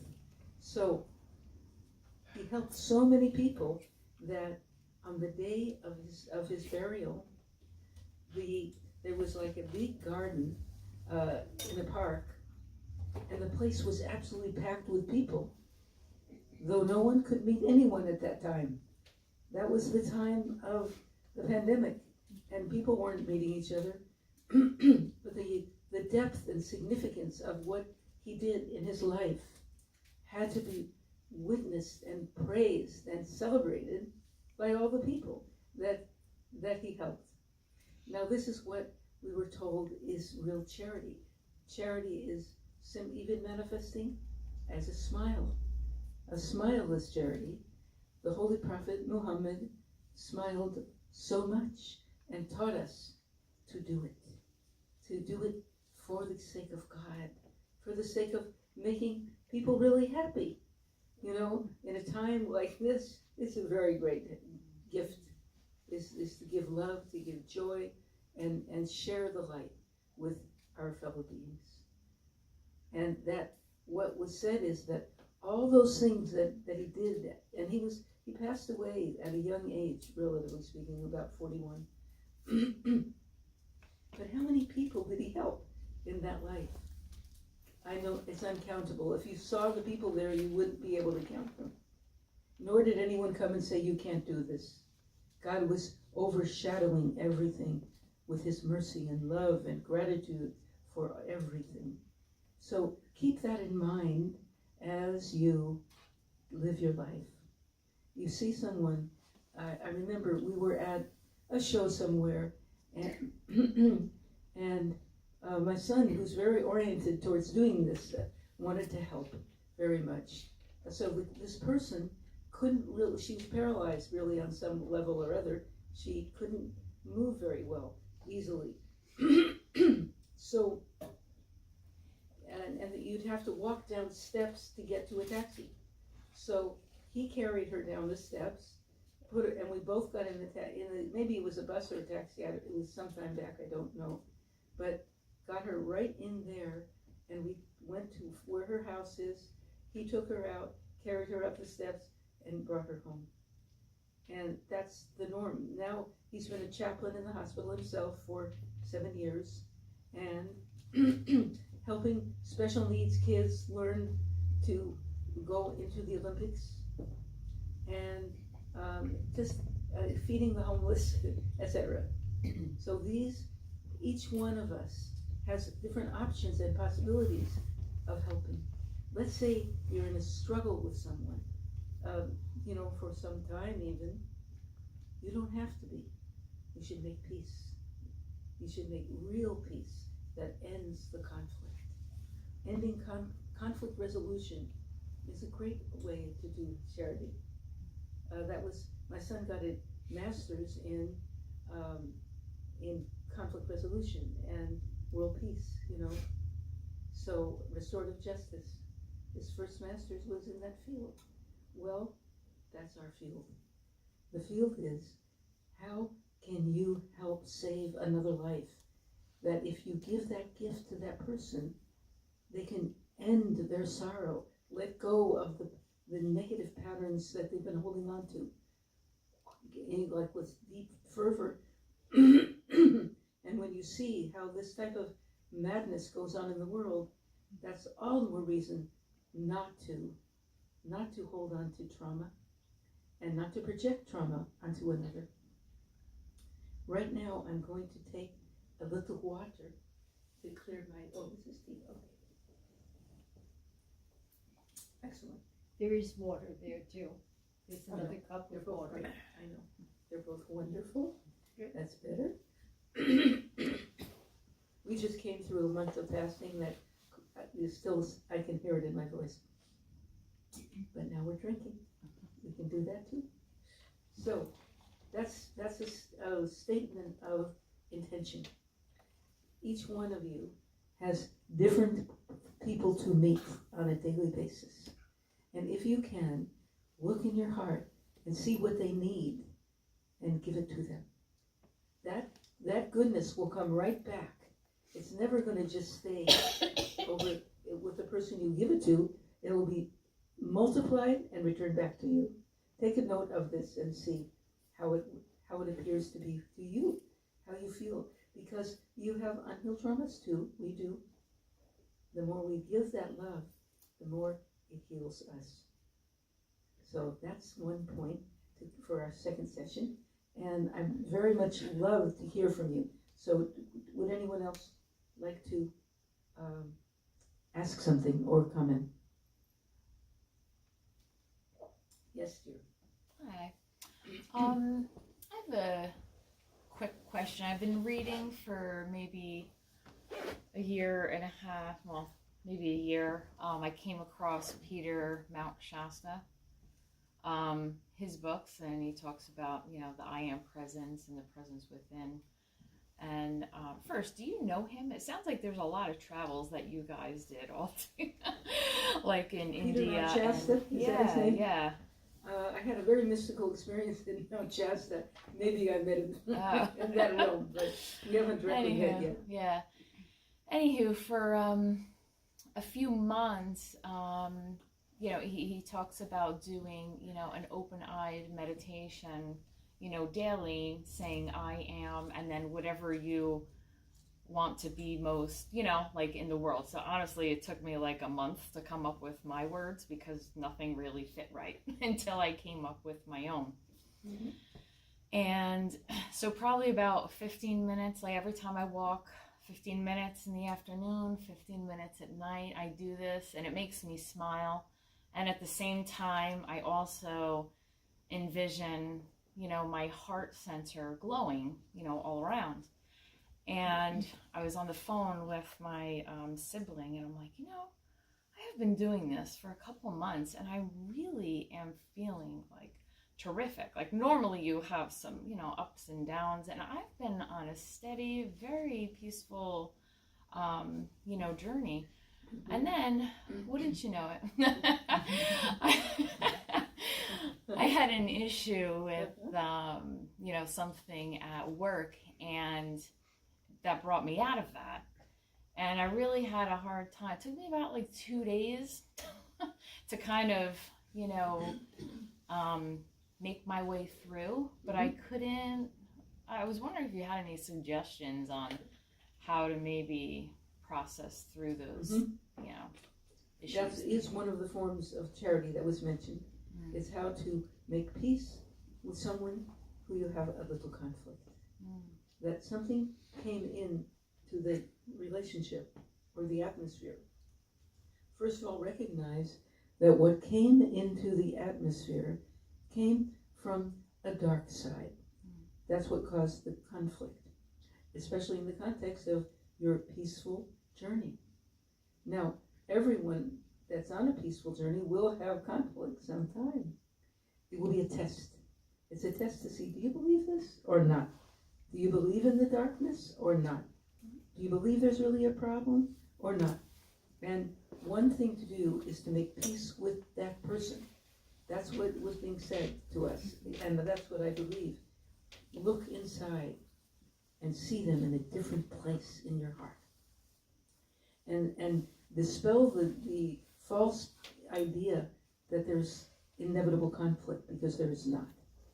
There does not have to be conflict, but you're being tested, you're being tempted to buy into something that will take you away from what you have been learning that brings you light. So recognize that. When the dark force, or something like you can call it that, comes and it wants to take you away from the light. So it plays a game and tries to get you caught. Now, Bawa said that, peace and blessings be upon him, the monkey mind likes to run from one tree to another. That's your mind. So that part of the mind is frustrated and confused, running, okay? But the soul, the heart, are not doing that. They're diving deep into the grace, the wisdom, and the light. So identify the two different parts of yourself, especially after you've been walking in grace, and each one of us has a different path of making that journey. In our case, it's certain words in Arabic that mean a lot to us. So as we're saying it, we realize it. We keep going deeper into that realization. This was very relevant to what you said at the beginning, is that when we say La ilaha illallah Muhammadur Rasulullah, well, to say La ilaha illallah, we're saying there is no reality but God. That's the path we're on. You keep saying that to yourself and to anyone else. There's no reality but God. Okay? The La ilaha is dispelling the falsehood. Illallah is affirming the absolute existence of God. And then we say Muhammad Rasulullah. That means the messenger, the last messenger of all the messengers put together. All of them together are bringing God's message to us. Okay? Now we affirm that beloved, wonderful community of messengers of God and dispel the thing that's trying to separate us from the divine assembly. You do this on a daily basis. Something sneaks in like that, don't just welcome it. Instead, send it away. Say, I don't need this really. This is not relevant to me. I once had this experience where I was living in a cottage over by a river, and there were 3 women sitting on a couch in the room where I lived, and they were wearing long robes and very formal and everything and official. But I said to them, "It's time to leave now. Can I show you to the door?" So I tried to say it with as much dignity and grace and no enmity, just, politeness. So I took them to the door. We opened up the door, and right there was a river, a beautiful river. There was a boat in the river, right there. I ushered them into the boat, and the boat took off and went right over a waterfall. It went over a waterfall, and I did not see them again. Not the same way. I have not ever forgotten that experience of letting go formally and with deep respect to the process of completion of the misinformation. Letting it go. Whatever told you things that were not helping you, politely let it go. And keep going, but then go back. Get right back on track. Like you feel like you were disturbed, don't be disturbed. As I say, be blessed, not stressed, distressed, or depressed, or oppressed. So when you say that, you go back into the blessing instead of holding on to the stress or distress. That's something that I've told many people, and I say it to myself. Anytime I see something like that come up, that is trying to get me off base, away from the perfectly beautiful peace that God has given us. And it's not our work is not finished. That means you're going to be tempted. It's going to be a challenge. But don't worry. Be happy. Don't worry. Have faith in that source of light, especially what you just saw. Something could come right after the good, beautiful vision you saw to try to get you from staying there. And that is what we are told the satanic force does.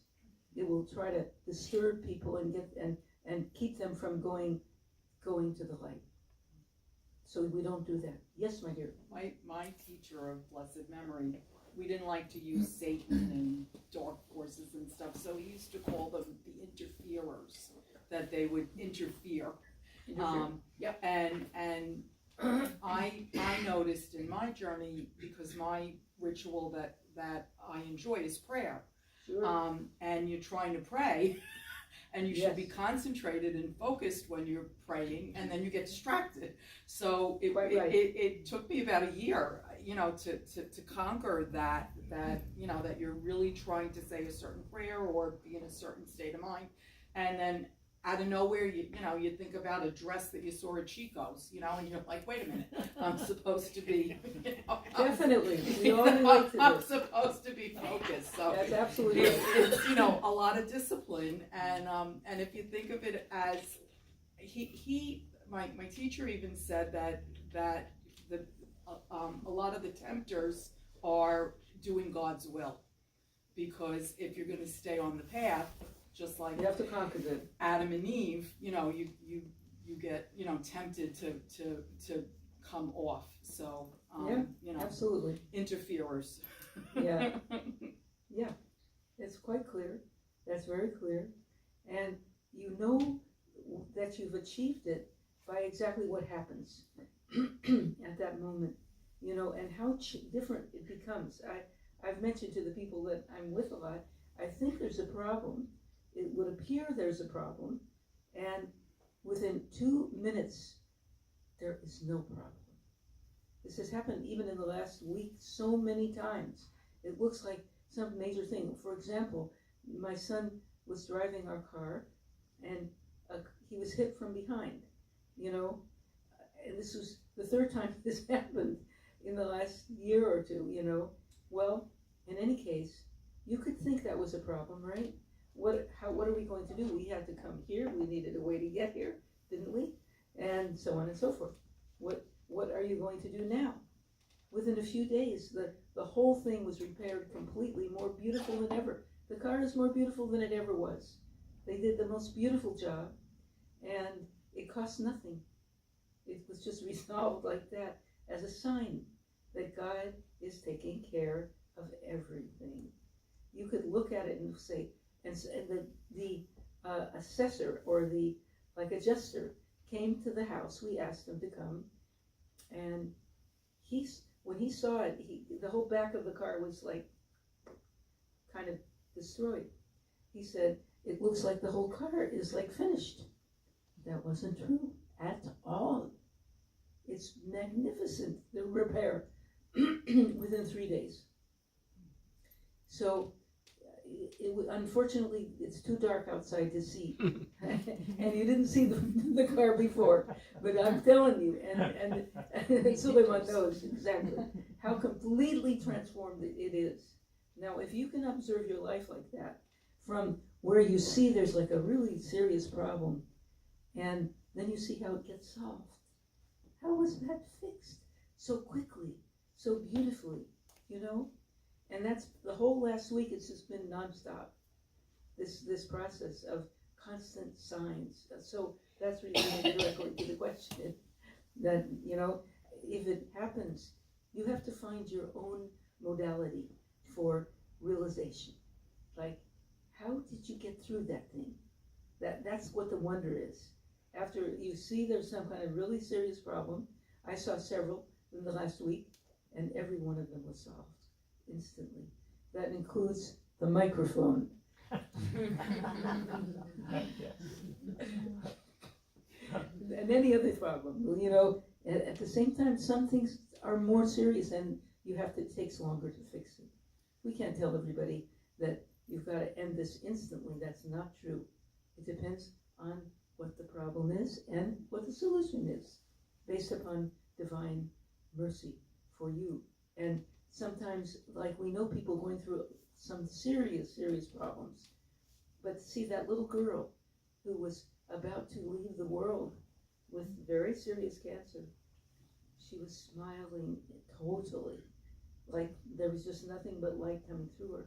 That's unusual, but there are beings like that surrounding us, reminding us, guiding us, and we need to stay in touch with those souls, the souls of light, the angels, the messengers, the guides of grace that are here to bring us back to God in the most harmonious and peaceful way. Did you want to say more, my dear? I was, your story about the 3 phantoms that were, you know, in your living room, I think people forget that every creature that God created is of a higher spiritual order. So of course humans are God's image. So you know, and I know you had the power to send them away. And you know, I've tried to tell people that hear voices that aren't good, because my teacher always used to say, well, you know, what did the voice say? You know, did it tell you to stop smoking or to kill your mother? You know, you have to learn the discernment, but you also have to know that you have the power within you to vanquish, as you vanquish those you know, phantoms. And I don't think many people realize that that's a gift from God, because we are made in God's image, and they must leave. If you have the power and the will and the strength to make them leave, they have to obey you, and they have to leave you alone and leave you in peace. And you see, the fact that you're saying these words is a total reflection of what I'm saying. Yes. You know, and that's why we're all here together. Each one, in their own way, bears witness to these truths. The more that you hear them and then remember that the next time you get tested, the more you become an agent of this liberation for humanity. Yes? I was wondering, so what if there's a part of yourself that is just, that seems to enjoy being in the darkness? Like, who, it's almost as if I enjoy, or I'm attracted to, like, self-destruction. And it's like, I know it's bad, but a part of me kind of likes it too. I think you need wisdom to really assess what you're saying in a way. The thing is that of all the people on the earth right now that are engaged in kind of celebrating these things,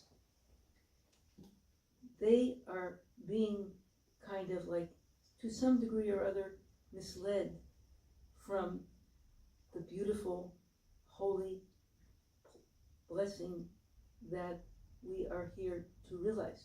But we don't just get it.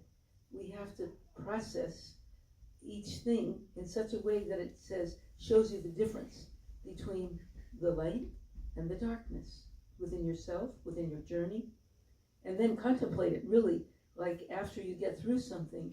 If darkness was prevailing and you kind of got caught in it for a while, contemplate what that means.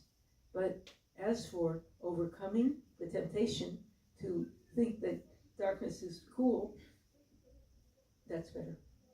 It's better to love light than darkness, to see the light rather than darkness, and also to realize what is the difference really in your own life.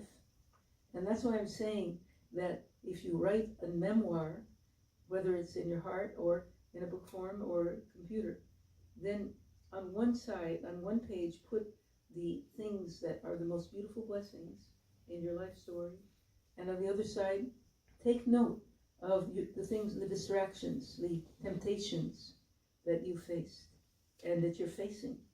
Now you take the remedy, the cure for the temptation is the revelation of grace. That's the cure. So once you see the difference in your life between the light and the darkness, you won't have to think too much about it, what your choice will be. But that I still want to honor what you said and your feeling about it, because this is something that you're going through. You know, you see it that way. We can't tell you to see it the way that we see it. But when you're in your own inner world, contemplate the difference of how it affects you really. You know, I see that when my mind is chaotic and I believe that there's any problem at all, and then I get to the other side, like I said about the car and everything else, you get to the other side, you said, how could I have worried about this? Or how could I have enjoyed being unclear and fearing? We say nothing to fear but fear itself.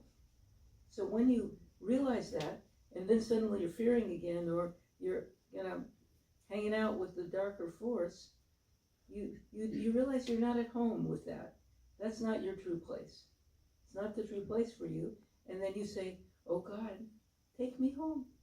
Take me back to you and to your qualities, the divine qualities. And they have nothing to do with darkness. They're the medicine. That's our medicine. And I think we need to take the medicine more and more. And then the more you get it, the more you give it, basically. But once again, when people are really going through conflicts and challenges, we have to be very delicate about talking about it. You have to respect that it's not easy. It's hard. And find the remedy within your heart that will actually help them go beyond these patterns. They're also unhealed traumas, right? Yeah, my son's first master's degree was in international peace and conflict resolution and trauma healing, restorative justice. So I studied with him and really value those processes for cleansing consciousness. You know, he was in a group where there was a family in the class. They were telling us about this, and this boy was like very frustrated and didn't know what he was doing, and you know, trauma was holding him hostage, and he hit his mother, you know, some serious way in a couple places, and she had to be in casts in response. Well, they could have prosecuted him, but they didn't. They sat him in a circle with people from his childhood, and everyone in that circle told him how beautiful he was as a child. In other words, they were reflecting back to him that beauty that he had as a child before he picked up different traumatic patterns. It touched him so deeply that he was completely transformed. That's called restorative justice. And then he became an agent of this process, a very, very serious agent of healing others, to heal others. So really, in order to be an agent of healing, you must overcome your own trauma. But instead of being overwhelmed by it, it's a question of asking for guidance. What is the healing for me? And it's not exactly the same for everybody. What would do this for me? So even on our Eid day, some very serious things happened, but I didn't even know about it. That if I knew about it, it would have been so painful. But on that very day, my son and I had such a mystical day all day long, Eid, so deep, you know, ecstatic. And it was a healing for so many things. So when you have a moment like that you share with someone close to you, that you are altered by it, you're not the same. There's something happening that fills your heart with joy. Don't forget it, and don't lose consciousness of it, because not only will it save you, but the people that are going to come to you. And this is what we say to therapists of all kinds. Let's be therapists. And then my son, as a chaplain, was the first thing they told him is, physician, heal thyself. They said that repeatedly. So keep that in mind, not only to be a formal therapist, but to be an agent of transformation. Start with yourself. And try to identify the darkness from the light. You know, and how much more beautiful is the light shining within than fear and, you know, trauma. It's just the trauma needs to be like released. As I said, you noted that the three ladies just got up and left. Otherwise they would still be there. And then I would have to see them every day. And often we have to see some difficulty, but you don't have to believe in it. You can smile like this and say, you think you have control over me? No. You can leave now. Get in that boat. It's a beautiful river. Take a trip. And that's it, folks. Just take a trip. Go back to where you gotta go. You know, and so when you get to that state of believing in light shining and truth and grace, the dark force has much less power to hold you hostage. And it goes away because he's busy trying to find people that will listen and obey his force. I don't want to say him, but you know, that force. That force has got to impose what it thinks it has power over on whoever will follow it. But I don't think that most people in this room are like that at all. That's not what I see. When I walked in, it was just light upon light upon light. That's all I saw. Therefore, that light being visible, there's no reason to carry anything else. That you use it to dispel the darkness in whatever way is appropriate to you. Just it's like a light in your hand. You're walking, like I said, walking in a dark night. You know, I said I have food and teaching in my backpack. We also have a light that we can hold. You know how the phone has a light that turns on? You need it? It's like that. Turn on the light on your phone, and then you can see where to go.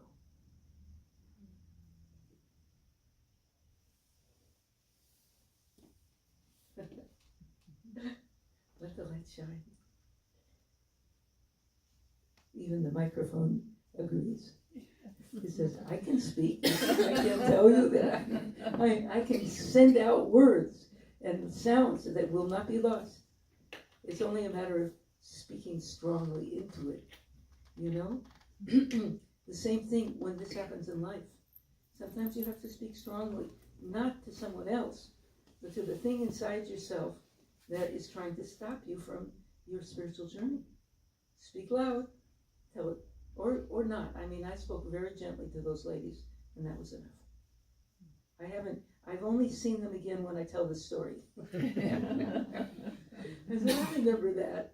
I remember them sitting there, and then they got up and left. And I want to see if you guys can do it that way. See how you can let go of these problems in your life and fulfill your purpose in the time that you have here. Then it depends on if you believe in the afterlife. That's up to the people. I can't say, but in our case, we do.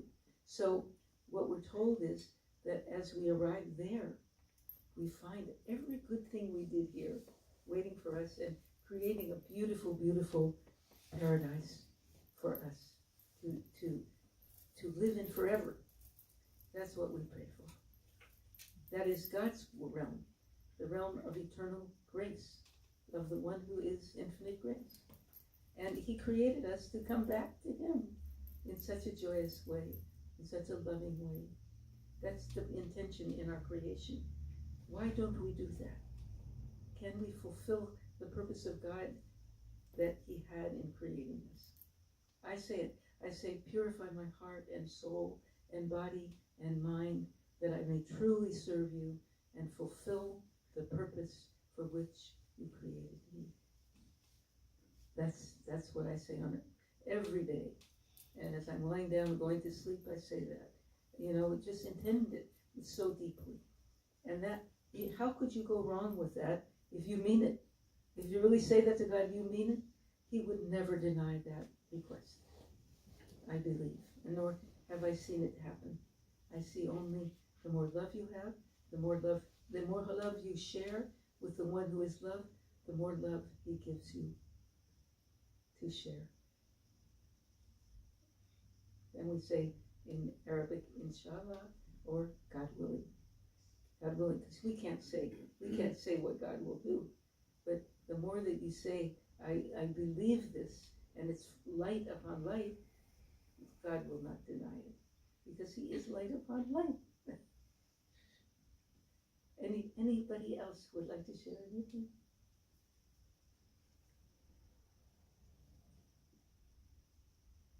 I was very excited about coming here. I want you to know that, guys, because I have never forgotten you. I have always been longing to come see you again. Yes, dear. You said something earlier about you were told when you got on the train Yes. to put your baggage down? Yes. Or take your baggage off or leave it there? No. Can you comment on that? Yes. Yes, and it's based on a Rumi quote. When I was in Berkeley, I was really immersed in Rumi's teaching, as many of us have been, obviously, because it's so deep and poetic and, meaningful and helpful.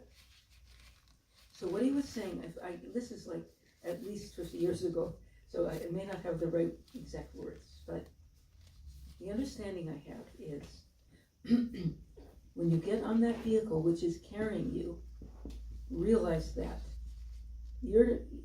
it would not be me who is taking me where I'm going. I can't get there myself. So instead of thinking that I can carry the luggage and take it where I'm going, I had to put it down. That would mean that it's being carried. It's being carried, as am I.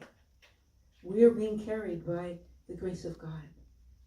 And I was then at the Rumi Forum in Washington, D.C.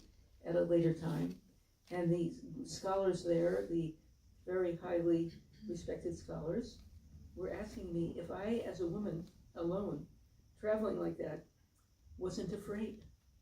They said, weren't you afraid? And it was a time in collective history where people were being mistreated, women, and still are. They still are in some places. We hope to end that mistreatment. So it said, I realized that I could not get where I was going, nor could I even decide where I was going by myself. I was not in charge. That's definitely the point. So I was not in charge, but the one who was in charge kept taking me from one amazing place to the next, day after day. The whole journey is like that. The book is a testimony of that, but also we're working on different films and so on, and hopefully maybe a documentary that will kind of outline the whole process so you can see that what that means exactly, that you don't have control. Now the baggage I had, as I said, I had a couple dresses, I had lots of paints in a bag, and then I had parchment paper and one sleeping bag. So I didn't have much luggage anyways, but what I was told had to do with a very different form of luggage. Yes. In other words, the idea that I was responsible for my journey. And it's when I gave that up instantaneously at that moment that I was carried through the most amazing experiences until now. I didn't plan to come here. Suddenly the message came, please come. Who said that? God. Allah, the one of infinite grace and mercy, said, come back to meet with your dear and beloved friends. And that was the plan of God. But if I tried to even plan all of the places I go, I couldn't. The number of places I've been guided to, I would never know to go anywhere, So I knew from that moment on that I was not in control of my journey, but I was being guided from, and we say makam, that means from one station to the next. And where it says, when the student is ready, the guide will come, the teacher will come. Well, it's not just the physical teacher, it's teaching. Every time you're ready for a new level of teaching, it comes. But you didn't make that happen. That was how God guided you to go on your spiritual journey, and is still doing so.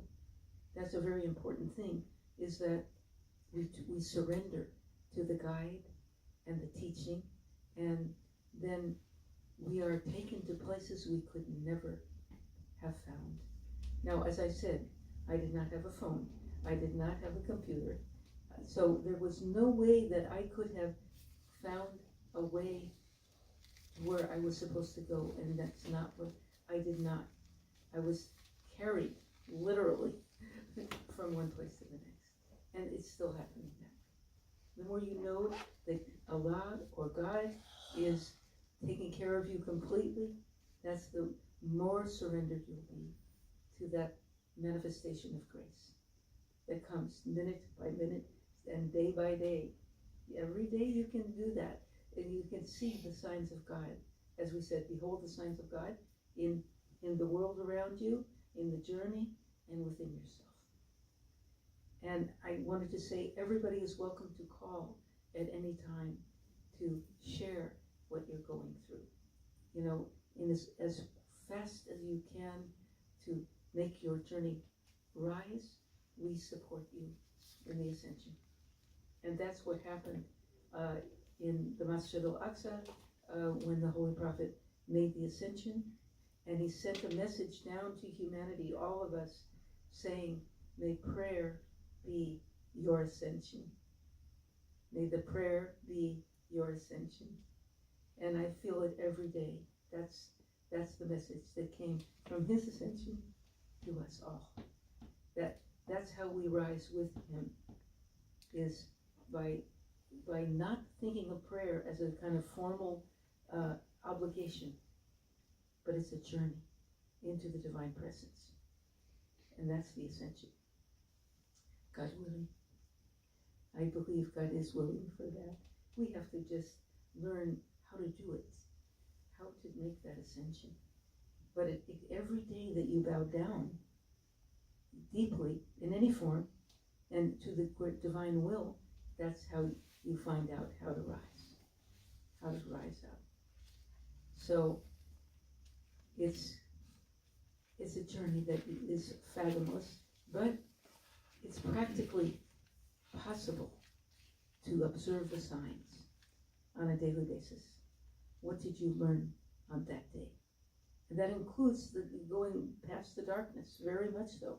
If you can be tested by something that's really disturbing you, and you just you pass through it like a lightning bolt, that's great. Because we can. We have to learn the technique that is most effective for each of us. So bowing down and rising up are completely intermingled. and God says to us, I hear their call. He says, I hear the call of the one who's calling me. That's when you're making dua or you're asking for help. And he says, then let them hear my call. So this is a dialogue. This is a mystical dialogue between ourselves and our Lord. And you have to hear what Allah is saying to you, to whatever degree you can. And then you say what you make your supplication. And as you make your supplication, he wants you to hear what he says. Every minute, he's speaking to us. So, to whatever degree we can hear it, we should. And thank God endlessly for this amazing blessing that we are living through. Especially in the context of the world today, where people are just so not able to get this. Now, if each one of us say, oh God, let us get it, so we could share it with humanity and change the world from darkness to light. And I said that before, but it's really the way it needs to be. We can't let that darkness take hold of the world if we have any option.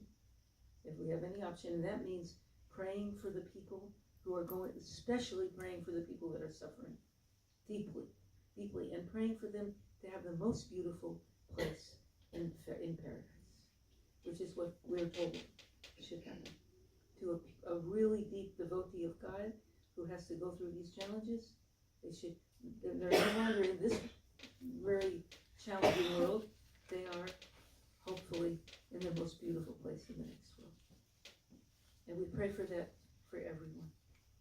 Particularly, especially the people that have the most faith in God and may be tried in ways we don't even understand. But the more we all focus on the bowing down and the ascension all together, the better. The better for humanity. And I'm saying this based on my personal experience every day. This happens day by day. You meet whatever you meet, you see what you see, and then you are lifted up, carried. That's what the message was. So you're being carried by the one of infinite grace. Think about that. Let it happen. In other words, it's happening, but you may not notice it until your faith is increased in such a way that you actually behold that God is right there with us, loving us so much. So let's focus on that. I would like to invite everyone to come stay with us at any time. The door is never locked, and you know, either in this country or in another place, I welcome you to be with me. Because you're welcome everywhere that I go. I know that, as I have been welcome, as everybody was welcome in my family house. And so that's the same place. It's that place of infinite love where everyone is welcome. Okay, let's meet there. Inshallah. I'll say a prayer to end. Beloved Lord, Almighty God, beloved, beloved, beloved, purify our hearts and souls and bodies and minds, that we may truly serve Thee. Thank you for bringing us together. What a blessed and beautiful assembly is happening here and around the world. Also, we know that angels are here who must come to gatherings like this, and we pray for them and thank them for joining us. We pray that we may remain in deep contact with each other and help one another to remember what you have told us, what you tell us, every new thing that we learn on the journey. May we hold it as a treasure in our hearts that we do not lose. It's not physical wealth that we have to cling to, but the great wealth of God's grace. Keep it as a treasure and do not be distracted by anything else that seems to be valuable, because nothing competes with this. But let that love all lives. With that love that we have within us, may we embrace as many lives as we can, and in such a way that makes them feel that love and hope and guidance, that they feel connected to the source of love. Ameen, Ameen, Ya Rabbil Alameen. Subhanallahi walhamdu lillahi wa la ilaha illallah wallahu akbar wa la hawla wa la quwwata illa billahi wa huwa al-ali al-azim.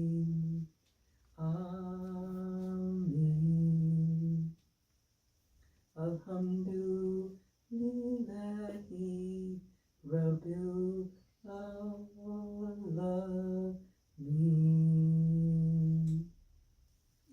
Thank you so much for bringing us all together.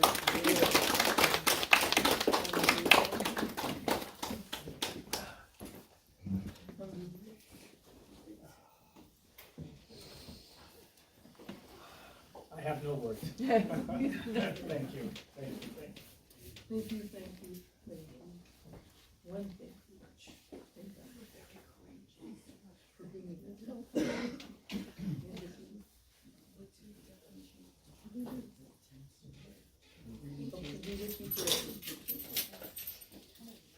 Thank you, folks. Hope to see you again. We'll be back here for a few minutes. Sheikha might be here for signing another book or two if you'd like.